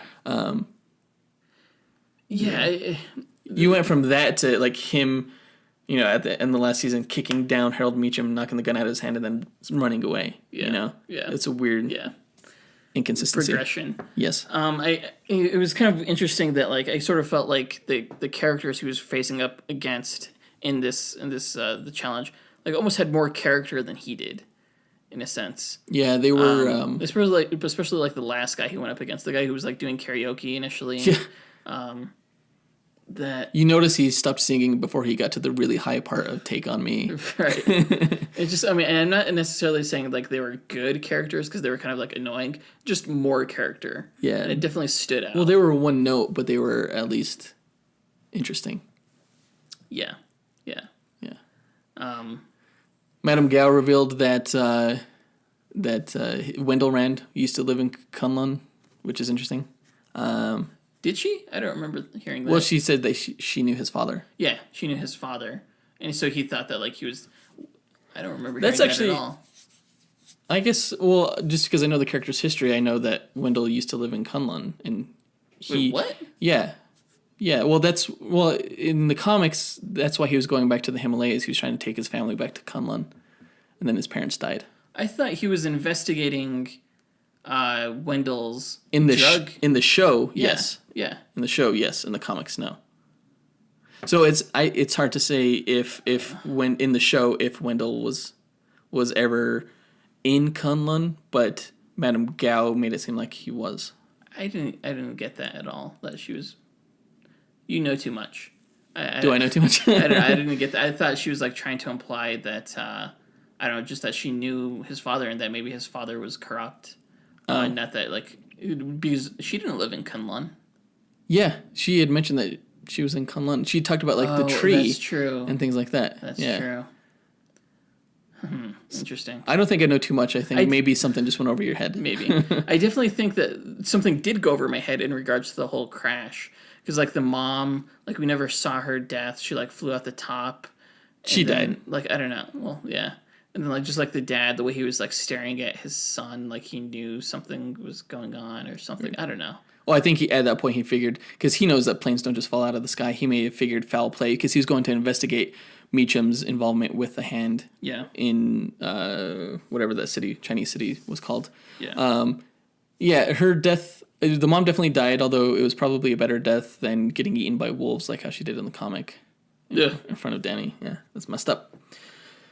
So, that was all episode 6. Episode 7, let's see, what happened in episode 7? That's when he gets the hand's financial information and uses it to track Radovan to the hand facility, and then Radovan dies and like leads him to Ansu. It was kind of a waste of an episode. It was too little plot spread over too long of a time. Mm-hmm. You could kind of combine this one with the next one, which is when they do travel to Anshu. That's what the Chinese city was called, mm-hmm. And that's when Danny fights Zhao Cheng. And I still don't understand why Claire. They captured Gao. Yeah, why did Claire was so annoying in this series? She was more annoying in this one. It's like, what the fuck are you doing, Claire? Get out of here! Don't lecture these people. You don't know shit. Just heal them. Do your role. and then just shut up. You're annoying. I did find it interesting that she was studying like Qigong healing towards the end. Yeah. I wonder if that's going to play any kind of factor in anything. No, probably not. What is she going to die? That's what I'm wondering. How do you know she's going to? I get the feeling she's going to die eventually just because she's not a character in the comics. And Yeah, she is. what? Yeah, she's a character in the comics. She was a nurse who dated Luke Cage. She's not Night Nurse? No, Night Nurse is Well, yeah, Christine Palmer, right, who from was Doctor in Strange. Doctor Strange. Yes. I thought they made her up for the Netflix series. No. See, I don't know shit. She's a character from the comics, and she was a nurse, but she wasn't the Night Nurse, which is Christine Palmer. So they kind of like swapped who the Night Nurse was. Right. So anyway, so they captured Gao. In the next episode, they bring her back. This was the worst episode for me. It was so slow because they pretty much spent the whole time just like, what are we gonna do with her? Like, oh, we need to get truth serum, and he spent like the whole time getting truth serum, and it didn't even work. It doesn't work on her. No. So it was just a waste. Like the only cool thing that happened at that episode was the fact that he used the hand to heal Colleen. Yeah. And yeah. And then we get the whole surprise Yeah, twist. that was the next episode. He wakes up in the martial arts academy. Turns out to be training compound for the hand. That's when we see the previous Iron Fist footage, who I think is Orson Randall from the comics, the previous Iron Fist. I think that's who that was. Well, he was Asian in the behind the scenes shot. In the behind the scenes shot, yes, but may not have been character wise. So this is also the episode. This was a pretty good episode because it's where Harold comes back from the dead. I think it was this one, or maybe it was the previous one. I don't remember, but all the stuff regarding Ward's addiction and smashing his hand, that stuff has already happened. That was interesting. The smashing the hand. I bet that's like real. I bet people who are like severely addicted like would really do something like that. Yeah, He's just like too rich and not like world wise enough to be able to pull something like that off. Right. It is this episode that we first see Davos, who I didn't know who that character was when we first saw him. Yeah. It was kind of like an interesting way to introduce him because like he's like being a dick to that food truck guy. Yeah. He's like throwing that was the previous stars out of tinfoil. Yeah. And it's like, okay, this guy's a villain. And then all of a sudden he shows up and he's like, you're the worst friend. Iron Fist ever. Yeah. I did like Davos when he was cool. Yeah. Is it just me or did they always pronounce Kunlun? Kunlun. It sounded like more like well, the way Danny said it was Kunlun. But like the way Davos said it, I think it was more like a umlaut U. Kunlun. I can't do it. But it always sounded more Kunlun. Like Celtic or something like than Himalayan. Maybe. Well, he is British, the actor who plays him. So maybe that's why he pronounced it that way. Yeah. But so at the end of the episode, that's when Harold kills that one guy, the other board member guy. To like stage a suicide. There were some definite moments throughout the series where Harold was pretty sinister. Like that was one of them when he like visited Danny in the psych ward. That was another one. He definitely had his moments. Yeah, but there was few. He did have some. He was always just playing the game, even up until the very end. Like, to get reinstated, he was always working toward his goals. And then at the very end when he turned on Danny and like framed him for selling drugs to the corporation and everything like that. Right. Yeah, it was interesting. He had good, not motivations, but execution, I guess, on his goals. So in episode 11, Danny and Davos go back to Claire's house so that he can like restore his chi. He's doing like Tai Chi up on the roof. That's right. Whatever. I think his Tai Chi was pretty, like choreography was pretty solid. I think he definitely trained in that for a while. Yeah, he probably practiced his Tai Chi for a while. It was good Tai Chi. Yeah, but that was like the only thing that he ever did that is sort of like I found semi-impressive. Yeah. He rebuffs Colleen for being part of the hand. She ends up getting captured for not reporting Danny's whereabouts, and it looks like they were going to take her blood, like, and then give it, to whoever they're going to resurrect next, like those kids that we saw in the cage in Daredevil season 2. That's when Joy and Harold freeze Bakuto's accounts within Random Enterprise, and Bakuto, in revenge, treats Ward's addiction and asks him to overthrow Harold. Which is weird because in the very next episode, when Ward tries to do that, Bakuto comes and threatens to kill them all. Yeah. Anyway. Yeah. So I realized that when I was watching, I was like, wait, didn't this you're going against your own plan, Bakuto. Like, Ward may have had this handled. Right. But this was my favorite episode. It's the one where Joy gets shot. That's not why it's my favorite episode. That's just a coincidence. Danny surrenders. Like, they handcuff him, but like at that point he's able to like finally get back his Iron Fist power. I hated that. It was so like convenient. Deus Ex Machina. Just like we all knew it was coming. He was able to manifest it whenever just the story called for it. He was able to manifest it when the story called for it, and he was not able to manifest it when the story called for it. It would have made sense. Yeah, exactly. Yeah. It would have made sense if like he was getting beaten, and then like again back you would have called back to the earlier episode or second episode, right? When that would have made him manifest it. Yeah. So annoying. But it was annoying like a few episodes prior when they were escaping the hand compound, and he was like, "You can't even access it because your chi's all out of whack."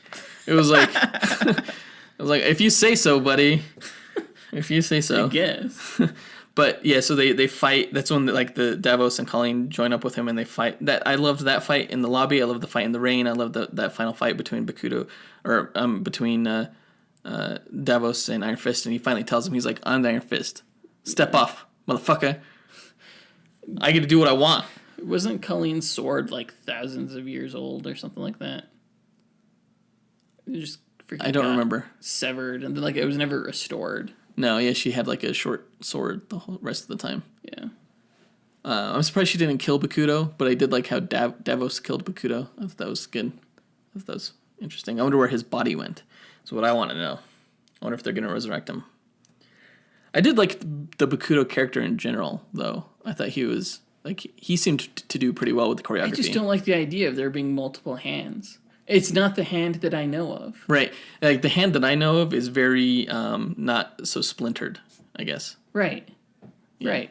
Yeah. There's one hand. One hand. Only one. There's not two hands. Not one hand doesn't know what the other hand is doing. Yes. Kind of situation. Yeah, none of the... Just one goal. Yeah. So after that, they return after they defeat Bakuto, they get framed, basically, and that episode ends with them running from the DEA. So that was weird. Episode 13 did not, like, I did not see, like, that situation, them being in that situation for the final episode, which was basically on the lam from the DEA. Right. And, like, talking with Jerry on how to clear their name, and, they try to break into the hand compound. I think it was just an excuse to bring Jerry back. Maybe. She's great in that role. She is very good. She plays a convincing, badass lawyer. Yeah. Just very smart, very intelligent seeming. Yeah. And so they end up having to, break into Rand Enterprise itself to get the evidence to clear their name. And so it ends in the whole showdown, which, what did you think of the dragon thing? I still don't know what to think about that. He's like, "I've been here before," with the eyes. And then it flashes back to when he first meets Xiao Lao. Yeah. What does that mean? What did you get from that as what did you interpret? That's a good question, because really his ultimate thing was just like, I don't need revenge, but how does the dragon tie into that? What was he reminded of? Maybe he was just the Iron Fist and this wasn't his purpose. I don't know. It was almost like a time loop or something like that. Like, when he defeated the dragon, it was a metaphor for him, like, defeating his demons in regards to how he felt about his parents' murder, or I don't know, not Getting revenge. Yeah, supposed murder, I guess. Like, maybe he thought there was some foul play involved. So it's hard to say whether Xiao Lao was a physical dragon. I think it was. In the show, because he even said it wasn't what I thought it was. In that scene where you have the flashback where he just got the Iron Fist. Uh-huh. So I don't know how to interpret that. I'm a little conflicted. I still like to think that Xiao Lao is a real dragon. Yeah, me too. Yeah. So that's the way I'm going to choose to do that. and maybe the eyes just reminded him, and he kind of like freaked out. It was cool when he stopped the bullet with Iron Fist. I was waiting all damn season for something like that. Like he stopped a knife in like one of the earlier episodes. But yeah, seeing him like stop the bullet, that was just badass. It was like ping. Did Colleen stop a sword with her arm in one episode? Yes, yeah, which is a tactic. Yeah, you just hold it up and just like you have to do it quick where they can't get too much momentum, otherwise they slice your arm off. But if you're quick and you get them early enough in the swing, you can stop the blade with your arm bone. That would suck. Better than dying, you know. I guess, yeah. That's pretty much the end. They Ward shoots Harold. They cremate Harold. They go to Kunlun and find that it's missing. It's missing. The whole thing is gone, which I think would have had more impact on me if we had actually seen the people and been inside Kunlun. We saw the city off in the distance in the scene where they're like where him and Davos are at are guarding it. But yeah, and it's not there in the similar shot. I would like to see Kunlun in the Defenders. I think that whole cliffhanger is supposed to lead into the Defenders, so we'll see where that goes. Which is interesting because the Defenders are a New York team, right? So it's something leads them back to New York apparently. Maybe to assemble the Defenders. Defenders assemble. Maybe. But why would they care about Kunlun? I think something regarding the hand. I don't think he goes back to assemble the Defenders. I think he goes back to because he's looking for clues regarding the hand, and that's where he last encountered the hand. Mm-hmm. So anyway, we'll see how that goes. That's pretty much it for this review. I guess you could kind of tell that it was pretty not great. There were some good parts, a lot of bad parts. Overall disappointing. I won't give it underwhelming. I won't give it as high as a review as Luke Cage, but I won't give it too low either. Like I think there's definitely potential and promise here, and good enough overall moments to warrant 3 stars. Yeah. I say this is exactly middle of the road. I would give it 2.5 personally. It was just too underwhelming. Yeah, I think that's if I could describe it with one word, it would be underwhelming. I think if we didn't have the interesting character relationships between the Meachums and everything like that, then I think it would warrant a 2.5. But I think that kind of pushed it up a little bit for me because I held my fascination. I didn't get bored with the series. Again, but I think like. I didn't necessarily either, but I think a lot of that has to do with the ability to binge watch. I think if this was a week-to-week thing, I would not have been excited to see the next episode. But it's not a week-to-week thing. It's not, no. I binge watch everything. I don't watch any show week-to-week, so for me, it's all on the same scale in terms of binging, because I binge everything. I don't watch anything on What a about weekly Legion? basis. Except for Legion right now, which is actually really good. Really good. Like, this is nothing compared to Legion. I really like Legion. And I probably will talk about it once the series ends in a couple of weeks. So, you know a show I've been watching? What? That I said I wasn't going to? What? Is Powerless. Really? Yeah. Did it get better? What is it, the 3rd episode, I think? So hilarious. Really? Holy shit. Well, that's good. They find a batarang. And they're just like the hijinks that ensue, and like the boss like reveals like he secretly like always wanted to be Robin, so like he takes it from them, and it's just so funny. It's I might have to watch that episode. Yeah, but you should watch the Legion pilot. I should show that to you. I started it. I haven't finished it, but I'll probably finish the pilot at least. All right, that does it for this episode. Go ahead and write into us, guys, through email or Twitter or on SoundCloud even. Let us know your thoughts of Iron Fist. Yeah. Did you agree? Do you disagree? Yeah, I definitely like to get a consensus out there because I know that my opinion is not the only one. And I know that fans liked it a lot more than the critics. Yes, comic fans, that's true. So. Yeah, Finn Jones posted something on his Instagram about how like the critic doesn't matter. It was some kind of like old like Benjamin Franklin quote or something like that. And in a sense, I agree with him. I think it's important to form your own opinions on the show. I think that not all critics matter, but I think one critic matters, and the critic that matters is the one that you align with the most. And I think I think we provide I think a pretty standard perspective on it, coming from like fans of the at least standard in terms of like fans of the comics and stuff like that. Right. Somewhat knowledgeable. So hopefully you agree with us. I mean, or not. It doesn't really matter. Just make up your own mind, but let us know. Hopefully we could offer some more insight and information. Yeah. Hopefully you agree with us in the terms of that maybe this review was useful. Like, why do you even care what we think anyway? And the only reason you would do that, listen to this, is to compare your own thoughts to it, basically. So let us know what those thoughts are. Yeah. Definitely let others know. Before we sign off, we do have to get into the trivia hint. So if you remember, the trivia question was which DC film grossed within $1 million of which Marvel film at the worldwide box office, not accounting for inflation. That's important. Yes. So again, submit your answer to our Instagram or Twitter. The hint is both films feature a character with a disfigured face. May not be what you're initially thinking. Right. So there are quite a few comic films out there feeling a character with a disfigured face. Any Batman face. film. So think about it. Yeah. Hey, no hints, man. Okay, all right. Let's see. So in a couple of weeks, it'll be our next episode, and it'll be we're not calling it battle cast episodes anymore. We'll probably call it a duel episode. Yeah, duel episode of versus match. Yeah, versus match. So it'll be a duel between Iron Fist and Bane. Bane. Yeah. So two guys who can have the ability to punch really hard, increase their strength. So I think it'll be a good fight because Bane is really smart. I think Iron Fist is the better martial artist. But Bane's no slouch either. So we'll see how that goes. So join us for that. Yeah, join us for that in 2 weeks. And until then, up and away, true believers.